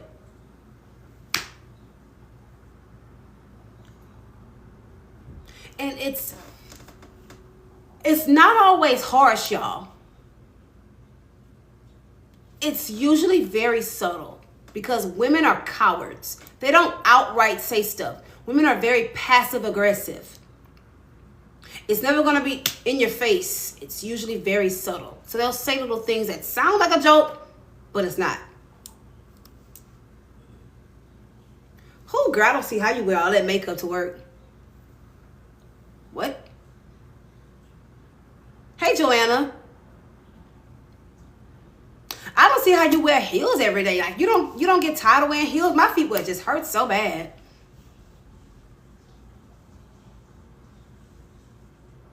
Right, I couldn't wear long nails like that.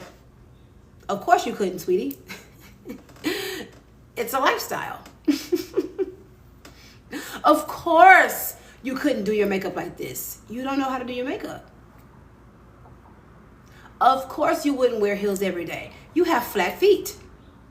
Of course you couldn't. You couldn't wear heels this long. Hi, Naomi. Of course, this is a lifestyle. Right? This is a lifestyle. Being beautiful and standing in your power is a lifestyle. It's an everyday practice. You got to stand in it. Stand on it, stand in it. Don't let anybody knock you off your square. And that's what I talk about in chapter 6, y'all. How women try to get you off your throne with the dumb stuff. You're not that pretty. I mean, it's really not that serious. Nobody's really jealous of you. Nobody's really jealous of you. Girl. I mean, I used to do modeling. They'll try to compete with you. I used to do modeling. I mean, whatever. Or if they know that you're not in a relationship and they are, they'll throw that in your face. So this is how you deal with a woman who's jealous. You don't deal with her. You avoid her at all costs. That's how you deal with a jealous woman. You have to avoid jealous people at all costs. They're dangerous. Avoid jealous women. Do not befriend a jealous woman. Do not try to understand her on a deeper level. Don't try to be her friend. Talk to her. Invite her out so that, you can get her to see that you're a good person. None of that shit. You don't deal with her. You do not deal with a jealous woman. That's how you deal with a jealous woman. You don't. You don't at all. Avoid her. She say something weird or mean, you ignore it. You have to treat a jealous person like they don't exist. It's gonna mess with their ego.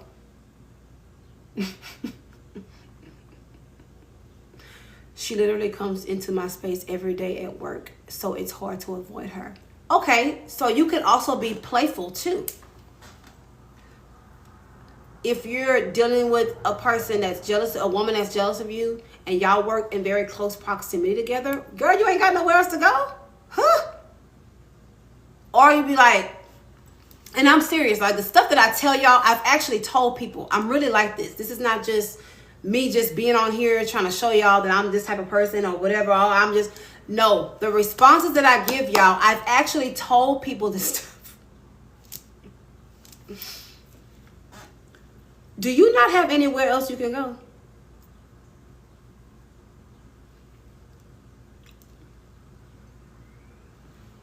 Do you have to work so close to me?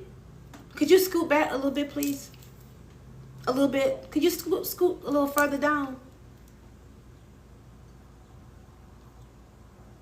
I had a girl tell me, oh, you still here? They do stuff like, I think I talked about this. I did. I made a video about a girl that was jealous of me when I first started my job. And I knew from the very minute I laid eyes on that lady that she was jealous of me. I could just smell it all over her. She used to do things like that. She would say, like one time, because I avoided her. When I got the whiff of jealousy off of her, I avoided her. But she would always try to make her presence known around me. Jealous women do that. They don't like you. And they want you to know that they don't like you because they want a reaction. Don't give them one. So this lady, I'm at the table eating my lunch in the break room. It was time for her lunch too. She goes to the microwave to fix her lunch. And there's another chair by me. So she kind of goes by the chair and she's like, no. And she walks out. Very childish behavior. I was like, oh, okay, like whatever.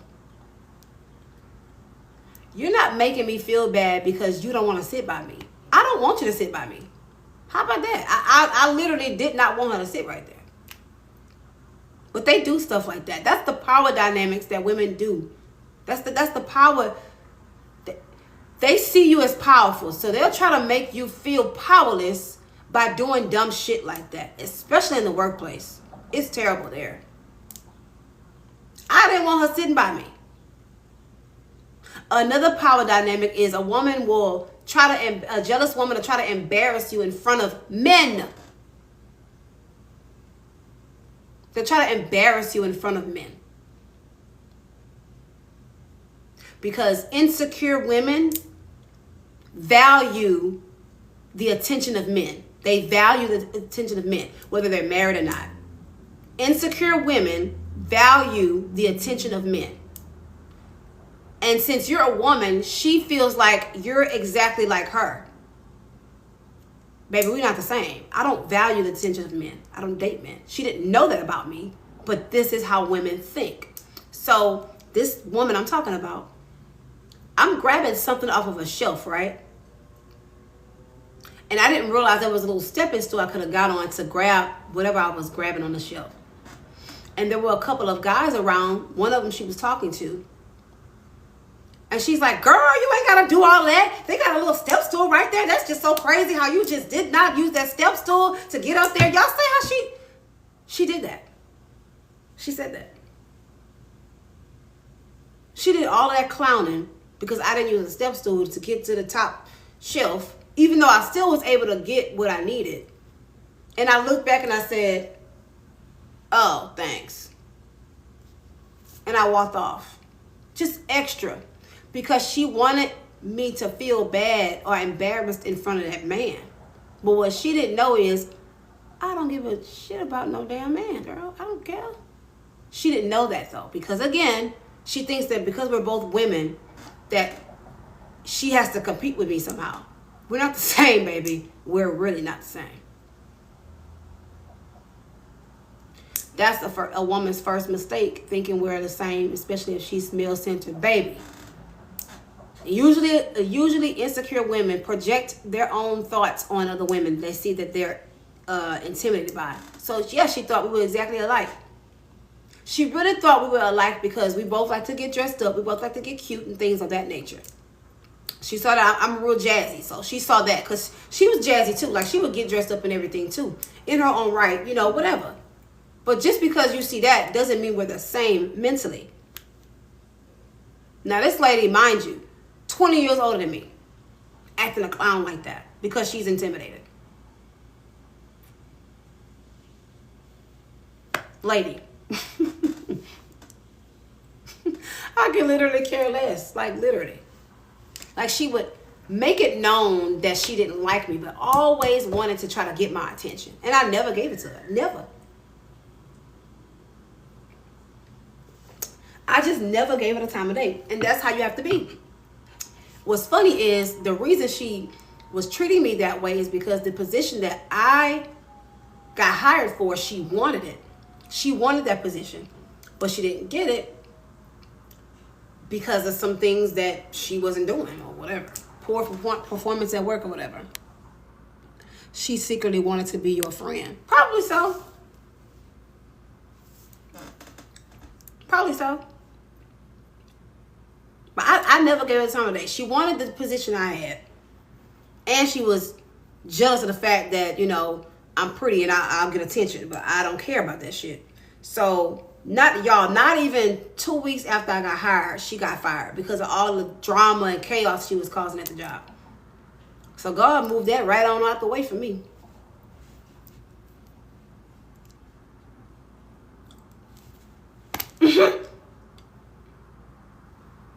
You don't have to deal, sometimes you don't have to deal with the shit because God will take care of it for you.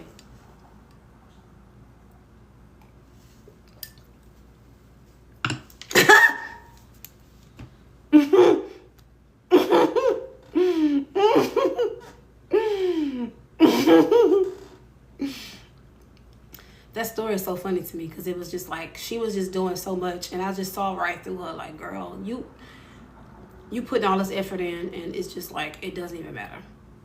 It just don't matter. It just didn't even matter, girl. Like, get a life, lady. But that's what I talk about in chapter 6, y'all. No, she wasn't. She wasn't. Excuse me, she was a sister. Clowning like that. But that's in that type of stuff is in chapter 6, y'all. A pretty powerhouse. You are a pretty powerhouse. Go tap on my picture, click the link in my bio. When you click it, it's gonna say payhip.com/prettypowerhouse. Click it, you're gonna see pink, orange, and yellow. That's the ebook. Click it. It's only $15. Oh, she feel comfortable. She did. But it's like the more I ignored her, the more aggressive her tactics became. And I still didn't budge. Because, girl, you do not rock my world. I don't let you bitches rock my world. Are you kidding? She even tried to take a customer from me. I didn't let that happen. So she would because y'all know I'm a personal stylist. So you're dealing with men, and I'm dealing with men in particular, you know, with their suits and all kinds of things. So this one guy I was helping I think he was a regular, right? And so I'm, trying to get him measured in size and everything for his suit. She's talking to him. Now, she got a whole nother customer.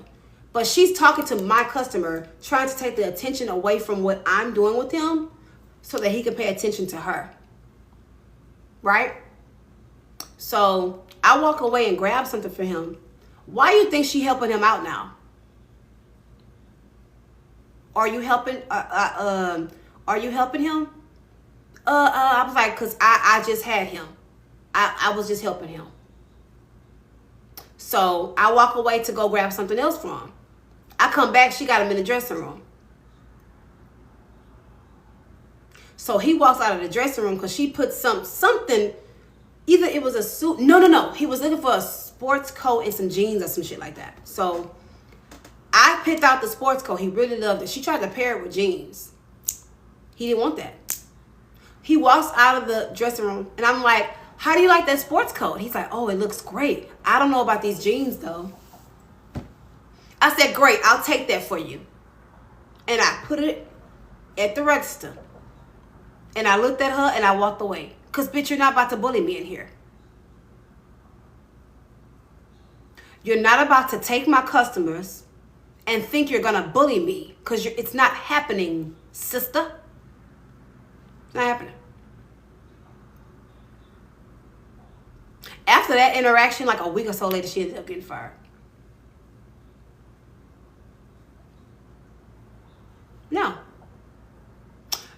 to be assertive as a beautiful woman. You have to be assertive. You have to be. Or else people think they can just play with you. She thought she could play with me because I'm younger than her, right? And I'm new to the company. You know what I mean? She thought she could play with me until she found out she couldn't. No, ma'am. She really tried it and failed miserably. Because I'm telling y'all, like a week or so after that, she ended up getting fired. I never gave that lady the time of day. Never. Avoided her at all costs because I knew she was jealous of me. And you avoid jealous people. You get out of their way. You go in the other direction. You don't try to reason with a jealous person. You don't reason with them. Jealousy is a demonic spirit. Hello. Envy is a demonic spirit. Hello. Is anybody listening? That's a demonic spirit. You ain't gonna, there's no reasoning with that. You don't deal with that demon. You cast that demon away. That's what you do. How do you deal with a jealous woman? You don't. That's how you deal with her. You pretend she don't exist. That's exactly how you deal with that. I always side eye women who are pressed to be close to me. You better. Hustling queen, any woman that's trying to get super close to you super quickly, she's envious. And she wants to use her proximity to you to get information so she can know where to strike. I'm very careful. Any woman that's just like over complimenting me and want to like hang out, all just, you have an agenda. And I know exactly what you're up to and I'm not letting it happen. Want to know why? I've had it happen to me too many times. That's why. I've learned my lesson. That all of them do the same shit. They all do the same shit. They all play by the same rules. It's always the same. Always. You can always predict their next move because they're predictable. Like, I knew when I wasn't dealing with that lady like that she was going to try to amp it up every time. I knew it. And I just was like, I'll go home, do my protection work, and move on with my life. Yes, an old friend started dressing like me and was saving all the songs on my playlist. See that right there? That another thing, too, that gets a lot of ladies in trouble with these friendships, y'all talk to each other way too much. Y'all under each other every single day. Every day y'all on the phone for at least 2 to 3 hours, just yapping it up, yamming it up. You know what I mean? Y'all hang out every single weekend. Every weekend y'all together. Every trip, every whatever. That's a surefire way to lose a friend is to always be underneath. No. Y'all need a healthy distance between the two of you. Y'all ain't got to see each other every day, talk to each other every day. Create distance from people. You need to. Because people get comfortable in your space. They get too comfortable. I've learned the best friendship to have is the here and now ones. Yeah, the ones that been knowing you for years, they become enemies. The friends you had from middle school, high school, they become enemies later on in life. Because the fact that you have progressed and you have done more than what they really expected you to do all those years ago, you're surpassing it. And they get envious and resentful and all that stuff, bitter. Old friends, leave old friends behind. Leave them back here. And a lot of times God will take you in certain phases in life where it's not required for you to have friends for that season. Some seasons in life will require you not to have friends. You have to be alone and isolated just for a little while. You know what I mean? So that you can learn yourself, love on yourself, learn what you like, discover who you are as a person. Heal from trauma, heal from pain. You need that. Even if you're on your celibacy journey. Be celibate or abstinent for a while where you're not dating, you're not sleeping around with nobody, or you're not entertaining anybody. It's just you. You need that. And it's going to help you build your energy and your aura. So that when you go back out into the world, energetically, that you're ready for the things ahead. But some seasons of your life will require you to not have friends at all. Like you don't need friends. Or just, you're only going to find one or two that's real. You're only going to find one or two that's real, like really, really your friend.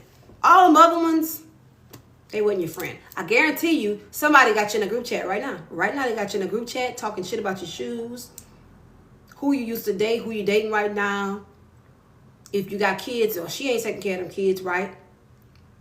These women will call CPS on you without you knowing because they jealous that you got kids and you and the father of the kids get along. Y'all,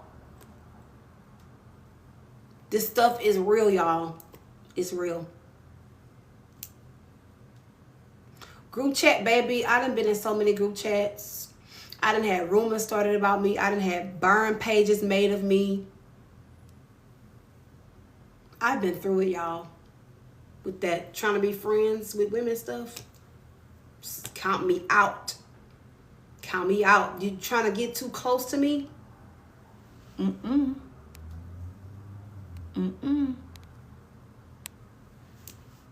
Cardi said the hating didn't work, so they lied. That's, baby, look. They quick to lie on you. Quick. Yes, someone asked me, how do I know they made a group page? Like, sir, I'm not stupid. Right. You remind of this life coach I worked with in the past. Oh, okay. Being pretty comes with a lot. It does. It comes with a lot of hate. And that's why I wrote my ebook. You are a pretty powerhouse. That's why I wrote it. Let's get into chapter 7. Last chapter. Take your pretty power back, y'all. It's time. With all the stuff that you've been through, with all of the weight on your shoulders and everything that people have put you through, you feel low, and when you're down, it's nowhere to go but up. So it's time for you to take your pretty power back. Start using your pretty privilege. Stop feeling guilty about being pretty. Stop people pleasing and giving yourself to people that don't deserve it, right? Stop oversharing everything, sharing all your secrets and all your... Stop doing that. You're exclusive now, baby. Being in your life should be like an elite club. I'm glad y'all found me too. You have to treat yourself like you are an elite. To be in your space is the elite. The special. It's a privilege for people to be around you. It's really a privilege. It's a privilege for people to be in your space. I need you to be like that. I need you to go on in life like that. Thank you, Brenda. Thank you, Sweet Cole. Thank y'all. I need you to carry yourself that way. You can't sit with me. Now, people think that's arrogant. No, it's protective. And anybody that has a problem with you creating boundaries never had good intentions for you in the first place. Remember that. If they have a problem with you creating a boundary, they never had good intentions in the first place. Never had good intentions.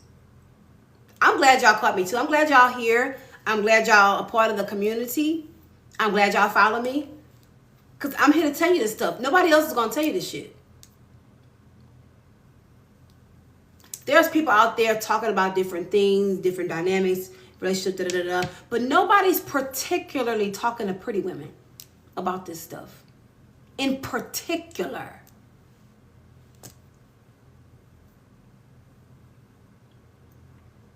We're not all lying, making this shit up.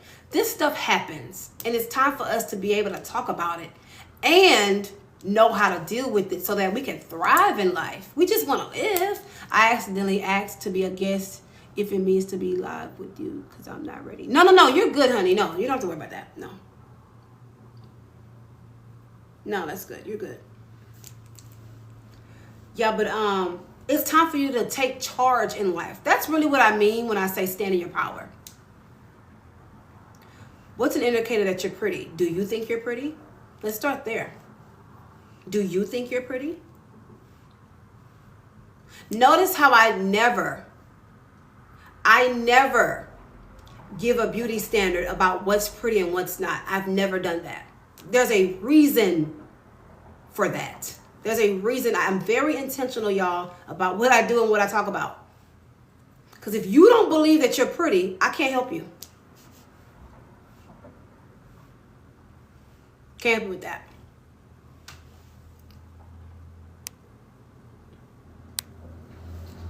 If you don't believe that you're beautiful, I can't help you. Because that was someone else's job before you came here. You know what I'm saying? You gotta already know that shit. It's just the fact of, all right, how do I really stand in my truth and in my power with being pretty? How do I deal with this stuff? Because everything I've been doing is really not working. Your experiences and the world gives you feedback that you're pretty, right? I struggle with being assertive, people pleasing. Get the ebook. That's chapter 2, the pretty people pleasing. Get the ebook. You are Pretty Powerhouse. Get it right now. Go click on my little face. I'm telling you, it's the first link, payhip.com/prettypowerhouse. It's only $15. You struggle with people pleasing, get the book. If you struggle with oversharing, get the book. If you struggle with feeling guilty for being pretty, get the book. If you struggle with hiding from the world, get the book. If you struggle with knowing how to use your pretty privilege or feeling bad about it, get the book. If you've been bullied and hazed by women over your life, get the book. If you really want to learn how to stand in your power, get the book, y'all. I read my book all the time because I have my moments too. I have my moments. Because, you know, you're healing and then you still have like remnants of your hurt still lingering here and there. And sometimes you need a reminder. And that's what my book is. You can always go back to it. If you're struggling with oversharing, just go to chapter 3 and read it. It's so hard making genuine friends as a pretty woman. That's why I always end up in isolation. Get the book. That's chapter 4, The Pretty Recluse. That's in chapter 4. If you feel isolated, you feel like you just got to be by yourself, or you can't make friends, chapter 4. That's in chapter 4. That's in chapter 4. I also do one-on-one sessions, y'all. If y'all need coaching sessions, I do those as well. I have 25 minutes, 45 minutes, and an hour. Okay, you'll get on the website and you'll find a form. Well, first and foremost, you're gonna get on the website and you're gonna click the little picture that looks like a little telephone. Click on that picture, and then it's gonna have you fill out a form. And I need you to tell me exactly what situation you need coaching in or guidance in. And then that's what the coaching call is about. 25 minutes, 45 minutes, or an hour. I can make friends. They just can't take me being honest when they're wrong. That's an issue too, because many women don't like hearing the truth about themselves. It hurts too bad. It's like that. Friends seem to come with some sort of issues in some way, so I stay away. I mean, think about it. We're human, right? We go through things. So that part is like understandable. Like, you know, you're going to have people are going to have issues or something that they're dealing with or trying to heal from, right? We all have issues, right? It's just the way you handle yourself, the way you handle things. You know what I'm saying? Think of your friendships as a relationship but platonic. Your platonic relationships are just as important. You know what I'm saying? So the time and effort you put into a romantic relationship, it's the same way in your platonic relationship. So you know, building trust, communication, being honest with each other, like that matters. You know? The friendships always start out fun, then it always go left from the woman being shady, jealous. So you have to make, the way you start is the way you're going to finish. The way you start is the way you're going to finish. So if it's all fun, that's all it is. So put that person in the category of the fun friend. You don't go deep with her. Y'all go out. You go out, right? Brunch. whatever. Okay. You don't tell that person your personal business. Don't go deep with her. Or really, honestly, before you even get to that point, make sure you're vetting people. Make sure you are looking to see what type of person they are. Pay attention to what people say. Pay attention to their actions. If they're treating people really badly, that's who they are. Don't think because y'all are in proximity that she would never do that to you. Yes, she would. Yes, she would. If she's treating people poorly, eventually it's going to knock at your door. And then what? So pay attention to people's character. There's a bunch of cool bitches out there, right? Oh, she's so cool. Oh, she's so funny. Oh, she's so this. But who is she as a person? What is her character like? Is this person the type of person you want in your space? Can you trust her? Does she know how to communicate effectively? Is she honest? You know what I mean? What are her morals? You know? What are her values in life? Can I learn from her? That's the type of stuff. So you have to figure out in your friendships, what are your friendship standards? Just like women like to create standards in regards to men and dating, create friendship standards. Get a piece of paper and write 10 to 20 things that are standards in regards to your friendships. I created my standards, so I know exactly what type of women I want in my life. Okay? Create friendship standards. Friendship standards. Right? What type of person do you want to call friend? What type of person do you want calling you friend? What does that look like for you? Once you figure that part out, it's going to be very easy for you in regards to friendships. And you also won't feel that need to go search for people. Life will happen and then those people will come. But you can't, if you want to just have friends that you just hang out with, if you want to have people that you only do certain things with, then all right, then stick to that. Don't go deep.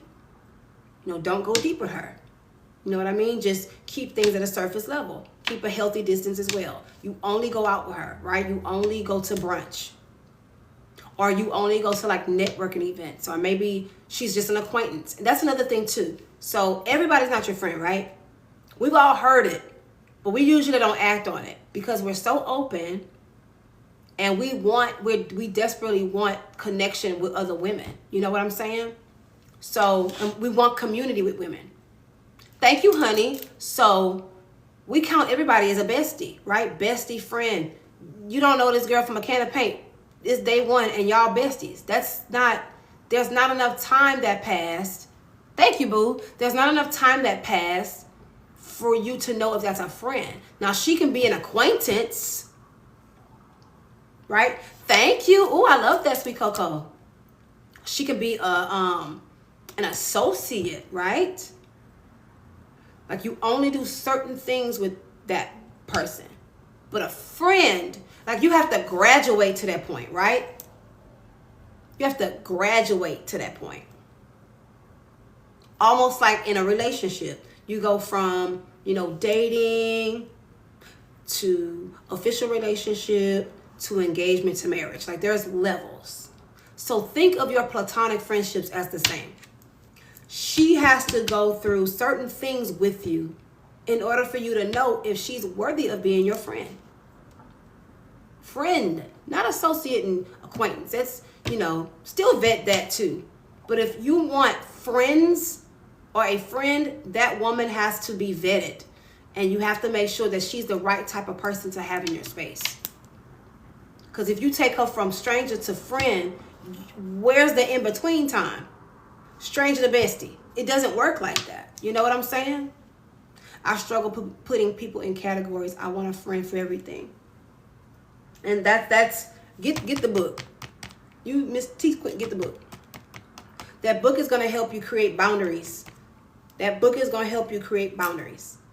And read chapter 6 so you can always be aware of how women really are, so that you're not putting everybody in the same category, because not everybody deserves to be there. You know what I'm saying? You have to handle your life and your energy as a business. You are an entity. You know what I'm saying? So you have to make sure that you're making the right choices in order to have the correct people in your space. This is not saying that you're not going to make a mistake, right? You're going to make mistakes. You have the rest of your life to make mistakes, but you won't make the same ones once you learn. As far as people are concerned, you won't make the same mistakes. Right, you're your own brand. You know what I mean? You are. What brand of people do you want in your space? What brand of people do you want to spend time with? You know what? Like, think of it that way. What brand? You know?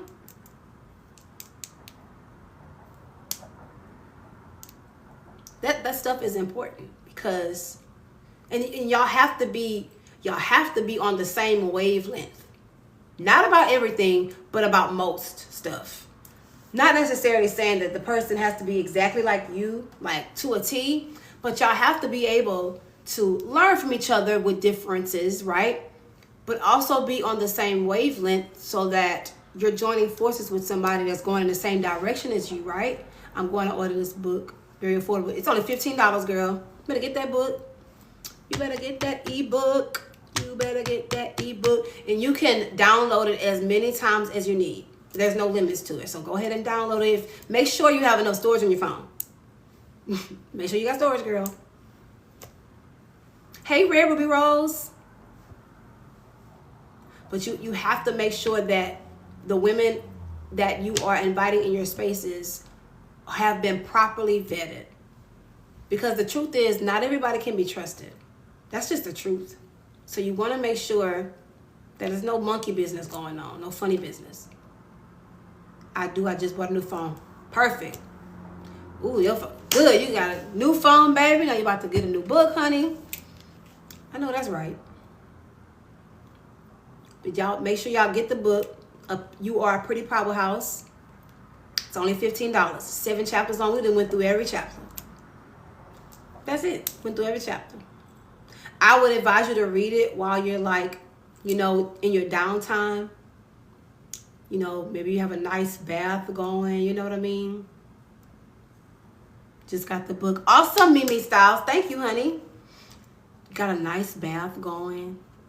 Maybe even get like a journal, like what you learned from the book. You know what I'm saying? Write what you learned down. Burn a candle. Put your incense on, your nice music. Turn the lights down, little girl, and read and learn and heal and all that stuff. It's a good read. Let me tell y'all. So last week, my wife and I went to an event we go to this like gospel karaoke thing, right? And we usually see these girls that are in there. So we all went to this little spot afterwards, and they invited us in our section. In their section, I mean. And one of the girls, because I told them that, I wrote a book and everything. So one of the girls bought my book, and she's like reading it as we're like, having our, we talking to each other and stuff. She's like literally about to cry while I'm like, girl, you got to go home and read that. She's like, I'm about to cry, girl. I got to go home and read this book. I was like, girl, you got to go home and read that. You got to read that in private. It's just you and yourself. She was like, I'm about to cry. Y'all get the book. Right? Get the book. Because you are a pretty powerhouse. I don't care what anybody has ever said about your looks, that you're not pretty. Thank you, Rid of Me. There's a reason I don't put a face to what's pretty. Because I need you to know that you're pretty. I need you to know that part. I need you to know that. So any woman that's ever come to this space and fought against the message, I know she doesn't feel pretty. She doesn't feel like she's beautiful. And she needs a little more work. And it's not my job to do that part. She got to do that part on her own, because you ladies in here, you already know, like, you that girl. You know that. You just need a little push into really taking charge in your life and manifesting what you really want. Because as pretty women, sometimes we settle because we're just so tired of everything being hard. Because it's hard. It's hard. You have to work twice as hard to get where the average person is, because they think your life is easy, and it's not. So you gotta work twice as hard just to prove yourself, just to prove that you're competent, because they think you're not smart when you're pretty. To prove that you actually do work hard, because they think you're lazy when you're pretty. You know what I'm saying? So get the book, y'all. You are a pretty powerhouse. Get the book. And you can go back to it. Like, I always like stop and go back to it at a certain point. Like, I don't like to read it all throughout. I like to read it in pieces, because it's just, you have to digest it. You know what I'm saying? Don't try to skim through the whole thing. Really take in everything I'm saying, because it's really good stuff. And then you can always go back to it, because it's a guide. You know what I'm saying? Almost forgot I had my juice, girl. Hold on. My little tea. So do y'all have, let me see. Oh, I do deal with laziness. Girl. Now look. Now, Pretty Powerhouse ain't lazy. A Pretty Powerhouse gonna get that bag. She gonna get things done, girl. You better get motivated somehow. You just brought the awesome tea, Queen. Thank you. Thank y'all so much. Girl, you better, Miss Brax, girl, you better not be lazy, girl. Because at the end of the day, like, you're responsible for yourself, right? Like, you have to make sure that you getting what you need to get. You don't have to depend on anybody. You ain't got to depend on a man, relationship, parents. You got all that power in you. It's yours. House chores. Oh, I'm about to say house chores. Look, I understand, but it got to get done. Because if it don't get done, then it ain't going to be done. You know what I mean? And it could be because you sit in the house. When you're a recluse and you hide from the world, it's like everything around you just get all messed up. You letting your clothes pile up. You ain't put the laundry up yet. Because it's kind of like being depressed. You know what I'm saying? When you're isolated in the house like that, because you're just tired of the world, you become depressed in some sort of way. You don't open the blinds, girl. I know that you got snacks all around the bed. You ain't took the trash out.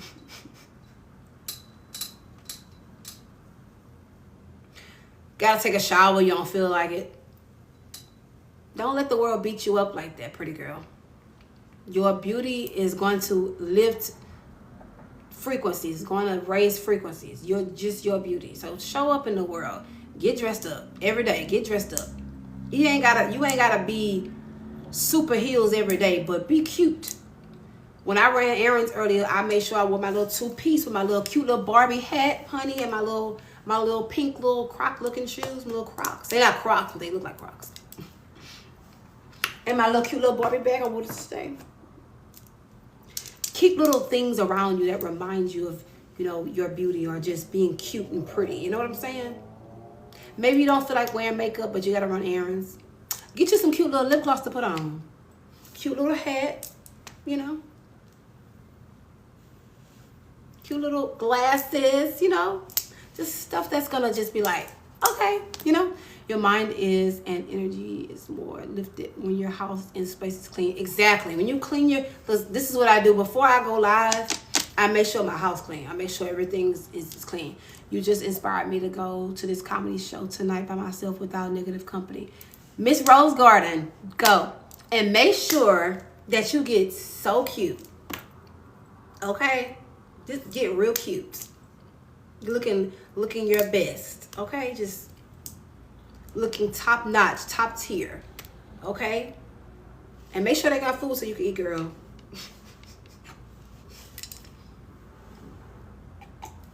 Have the best time, laugh, just have a good time, girl. It does sound fun. I want to go to a comedy show. That sounds really fun. That sounds really, really fun. Actually, it really does. You're welcome, girl. Get cute. Girl, get cute, honey. Get cute. I went to my wife took me to an arcade last night, and I had the best time, y'all. The best time. It was just so fun. We always have fun together, but it was just really fun doing something a little different, because we usually go to a bar or go have a nice dinner or something like that. But it was just fun to just go to an arcade. It was fun. Hey, baby. Give me my kisses. Come on, give me my kisses. I love you. I love you more. Wow. Oh, thank you, Brax. Y'all get out there and have fun. Go get the book. Get the book and read it over the weekend, you know. And if you're able to, if you ain't got to work in the morning, get out the house tonight, girl. Go Shake some out. ass. Shake some ass. Right. Shake some ass, girl. Go shake some ass. You know what I mean? Go twerk a little bit. You know what I'm saying? Go get some dinner or something. Go just do something different. You know what I'm saying? Go do something. Go to a movie. That's what I want to do. I want to take myself to a movie. I might do that tonight. You know what? I just might do that tonight, y'all. I just might go to the movies tonight. If I ain't busy organizing my closet or something. I find that fun, by the way. But I might go to the movie or something tonight. Something. But do something. Do something different. You never know who you might run into, who you might meet, or the fun you might have. Don't sit in the house. Don't sit in the house just, sad, down. That's a good way to get through depression too. When you isolating yourself like that, to open the blinds, go outside, get some sun, go for a walk, just be in like different surroundings. Go to a museum, go to a live show where a live band is playing. I can't wait to go see new movie Sinners coming out next week. Sinners. I think I saw that, like, the trailer somewhere. Hey, Sierra, honey. Hey, boo. Yeah, just find that, and you can even go on Google to Eventbrite and see what the free little events they have going on for the month in your town. There's all kind of y'all. They have like crochet classes, piano classes. I play the piano. I love piano. Piano classes. They're teaching different languages. Like, there are so many things you could be doing. If you picked up a new language in a year, girl, you can teach, French or Spanish or something and get paid to do that. You know what I'm saying? Go out there and explore. Go find some stuff to do. Don't just sit in that house. Don't sit in that house afraid of the world, trying to avoid negativity, trying to hide. No. Get out. Get out of the house. Get pretty. Get cute. And go explore the world. Because the world, is your oyster, like they say. And you can have whatever you want in life. If you got to go out there and get it, though. It's not going to come to you. It's not going to come to you. You got to go to it. Like, you got to meet it halfway. You know what I'm saying? Get on social media and post your pretty pictures if you really want to, be a content creator or an influencer or something. Get on social media. Don't be afraid of posting pictures or negative comments. When you're on social media, you're going to get negative comments regardless. It's always somebody being weird. Whatever. Just be pretty. Do your makeup tutorials, hair tutorials, skincare stuff. Maybe you're really good at walking in heels. Show women how to walk in heels. Hey, Chrissy boo. Show women how to walk in their heels, stuff like that. If you're a model, if you modeled years ago and you just want to teach, do that. Girl, you'll get so many followers doing that. Men at my job always want to touch and hug me. I think it's a spiritual thing. Make sure you create your boundaries so they don't. And if they're doing it at work, you may need to go to HR because that's assault. That would be sexual harassment. Don't let them do that. Go to HR. Definitely go to HR. Because no.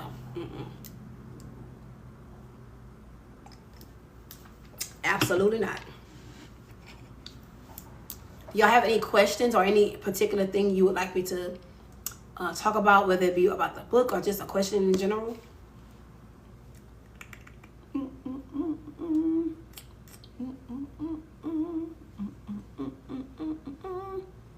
Wow, I'm at 41,000 likes, y'all. It's 28 people in here. Y'all just rocking with me. I love it. Hey, y'all that's just tuning in. Hey, y'all. We're just rocking it. talk about my ebook, You Are a Pretty Powerhouse. Y'all go ahead and grab it. Grab it. I think you covered it. I sure did, honey. I sure did. What's your zodiac sign? I'm a Pisces. I am a Pisces. Yep. Just gotta follow the instruction. Exactly. You just gotta walk in it. Full moon tomorrow is called the pink moon. I forgot what that actually means. Like why it's a strawberry moon, something like that. I forget what it's supposed to like do. I used to be so into astrology, keeping up with all that stuff, y'all. I don't even keep up no more. I don't keep up with it no more. But yeah, it's supposed to be a pink moon tomorrow. What are signs of the dopest? Hey. Yeah. Yep, so y'all grab that book. It's only $15, so it's not, I didn't want to like have it at a super, super high price point. I wanted to make sure that it was available to everyone. You know what I'm saying? And it's not a long read, which is another thing I like about it. It's very quick. Hey, Dodge of Bullets. I'm feeling guilty for taking a vacation during such a tough economy. Should I? Why you feel guilty, girl? Why you feel guilty about that? I guarantee you, if someone had the opportunity to take a vacation right now, they would, and they would not think twice about it. You know what I'm saying? They wouldn't be like, oh, Christy's having a hard time, I'm not gonna go on vacation. No, girl, you better go on a vacation, girl. If you're able to, if you can afford it, if it doesn't affect you financially and stuff, girl, you better go ahead. You better enjoy yourself. Take pictures. Okay? Shoot. Better take that vacation and get cute and all that stuff and enjoy the beautiful scenery and people and stuff. Girl, you better go enjoy your life. Enjoy your life, y'all. I go on a cruise next month. Take that. Yes, honey. You work very hard. You work hard. You know, you take care of your business and all the things you have going on. You better take that vacation or I will. Okay. You're so right. People will make you feel bad for living. Girl, they will, especially when you're a pretty girl. Because it's like you're supposed to be living for them or something. Like your life is about other people. That's how people feel when you're pretty. Nope. Live for you, boo. This is your life. Take your vacations. Go shopping. Okay? Do all the things. Because it's your life. The hell? You know what I'm saying?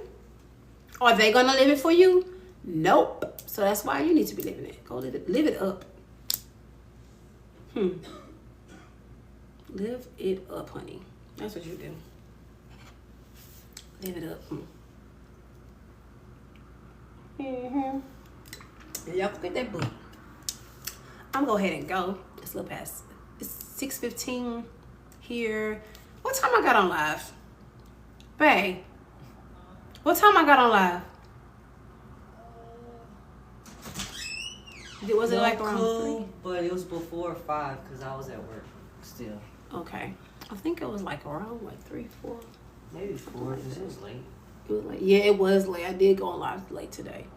I had some errands to run earlier. I hope y'all like the new setup. I was like, I wanna do something special for when I go live. So, boom. Girl, you missed everything, girl. You missed it. You missed it, girl. You missed it. Thank you, y'all. First of all, y'all know I love pink, right? I love pink. Pink is my absolute favorite color. And we went in today. We went in. So this is going to be the setup from now on. So this is it. The good old pink. Same live for pink. Girl, listen. Love pink. I got these shoes on my desk. Because I love pink. I've never worn these shoes before. But I love stuff like this. And they're just on my desk. Just because they're cute and pretty. You know? And pink. It's pink. I might watch Barbie tonight. It's pink.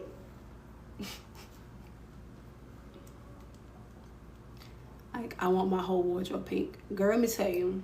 It was at one point I wore pink for like 2 months straight. I love pink. Yes. I love a good legally blonde. That, you know what? I'm gonna write down every movie that I just absolutely love that's absolutely pink and watch all those movies tonight. That's what I'm doing. That's what I'm doing tonight. You got, ooh. That movie is outrageous, over the top. I love Barbie. I love that movie. Pink Fridays, girl. Ooh, you know what? I think that'd be something we can do, y'all. Okay, so that's a cute Friday night, Venus Day. I love y'all, and that's why I love Friday so much, because of Venus. I think we should do that. On Fridays, we can like talk about a cute movie or something that we like, that's really girly, and or how to like, you know, how to like style your hair, makeup, whatever, like just all things glamour on Pink Fridays, right? Mean Girls, yes. I'm watching all that tonight. Gotta get mad at. I ain't going no damn movies. I'm gonna just right here watch the movies and grab some snacks. That's what I'm doing. Oh my God, let's do that. Oh my God, that's perfect. Well, hold on, let me see. Fridays we wear pink. Right here on Fridays we wear pink here because of Venus. You know what I'm saying? Venus. Let's do it, y'all. Oh my God, I think that is so stinking cool. Let's do that, right? And then I can probably like have somebody come up and ask a question. I can do that too, right? Like after I talk about the book and whatever, like I can have y'all come up and ask questions, answer, you know, questions if y'all want. Y'all can do that. Let's do that. Oh my God, Pink Fridays. Let's do that. Pink hearts in the chat if y'all agree. If y'all want to do that Pink Friday thing, pink hearts in the chat. Let's go. I think that is so cute. Let's do that. Yes, let's go. Let's do it. I think that's so cute. Now I'm gonna be like anticipating Fridays. Like yes, let's do it. I'm so excited. I'm excited now. So I'm gonna go extra every Friday. I'm just gonna go extra. Oh my God, this is gonna be fun, y'all. This is gonna be fun. Can we play Nikki? Of course, we can play Nikki. Are you serious? Are you kidding me? Of course, of course. Are you serious? Of course. And just wear pink. So when you come up, you can be like in your pink. You know what I'm saying? Then y'all can come to my virtual dance class wearing pink. Hey. Hey. Vanessa, hey girl. Let me see. Okay, I knew it was something that made me gravitate towards you. Let's go. Let's go. My day's going really good. I had a couple of errands to run and some stuff to do earlier. Now I'm here. So, good day so far. Orders pink wardrobe. Period. Period. I have so many pink dresses that I still have not worn. I don't know, because I have like certain things that I still gravitate toward. I'm trying to branch out and wear it. You know, you have that thing, those things you like to wear. I still got so much stuff with clothes, with tags on it. It's ridiculous. It's ridiculous, y'all. Ridiculous. But we're going to do that. Pink Fridays is going to be a vibe. Like, I'm going to make an official flyer for it. Y'all, I'm excited now. I'm going to make sure I have my snacks ready. This is going to be fun. This is going to be so fun. So it may not be next Friday, but the Friday after that. Because I want to have like a movie or something that we can all watch or whatever, and then we talk about it. What did you guys focus on today? We really focused on like the downsides of things, as far as like how what chapter was I talking about? I think I was talking about chapter 4 or 5. Like the downsides of like how real it is whenever people want your attention or they're entitled to you. I talked about, harassment, assault, rape. Like, it got real. It got really real today. Whew, girl, but we got through it. We got through it, honey, okay? Because, it was a lot. It was a lot. As stuff goes. It does get real. It does. And I think it's because, we're just not made aware of stuff. We're not aware of things. We're not aware of the signs, or we are made aware. We just don't listen to our intuition and what our heart is telling us in a situation, or that gut feeling you get about someone or something. You're just like, oh no, they would never do that. Girl, yes they will. What you mean? They people are crazy. Yes they will. So those butterflies are a good feeling. Oh yes. Oh yes. I've never had butterflies with my wife ever. I've always been very certain about her. She's never given me butterflies, and I don't give her butterflies. It's just a very, very sure thing, and that's how it should be when you are around people who actually mean well by you, and people who actually love and care about you. You won't feel that uneasiness here. When you feel uneasy, we're very calm around each other. When you feel uneasy around a person, that feeling something ain't right, and you gotta leave. Like, leave the premises. Like, pronto. Leave. I don't care what it is. Right? That, or you start feeling nauseous or dizzy. Your body is going to react a certain way when you're around people or in environments that you don't belong in. You will start to feel it physically. If you have that gift, you know what I mean? Headaches, yes. Lightheadedness, you'll start to feel that too. Like, oof, I'm not feeling too well. I'm not feeling like myself. Yeah, because your energy is being pulled on. So many people just made me feel, anxiety. Yep. And then, of course, with anxiety, when you've experienced a lot of trauma, your body reacts a certain way. You know what I'm saying? So that's something we definitely can, I do want to talk more about that too as well, like dealing with anxiety and stress and depression, because it affects a lot of beautiful women. It affects a lot of beautiful women. Feeling depressed. I don't remember her name, but there was a young lady who, was she a pageant queen or something, or a turned journalist? I don't know, but she unalived herself a few years ago, and she was the most beautiful, but she felt pressure. She felt pressure to be perfect. I don't remember. If y'all remember who I'm talking about, y'all put a name in the chat, but it's this young lady who I think she was a pageant girl or something.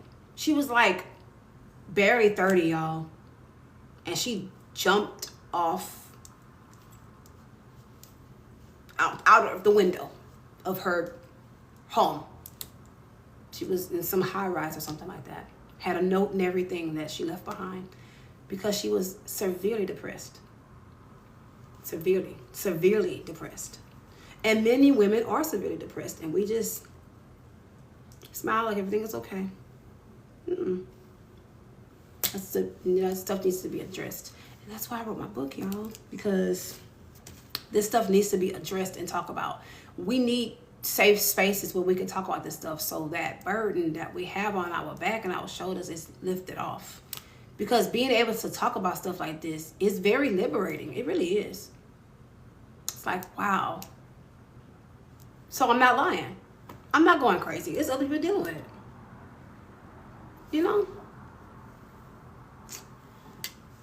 My last little bit. Oh, my last little bit of tea, y'all.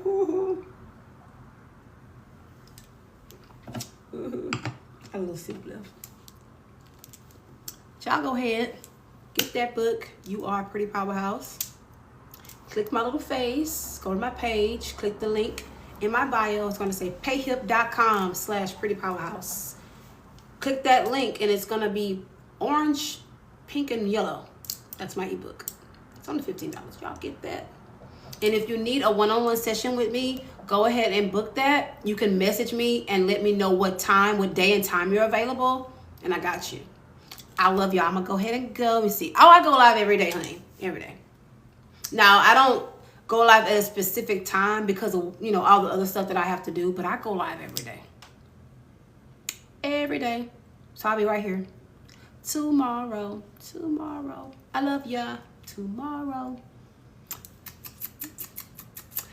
Bye, y'all. See y'all later.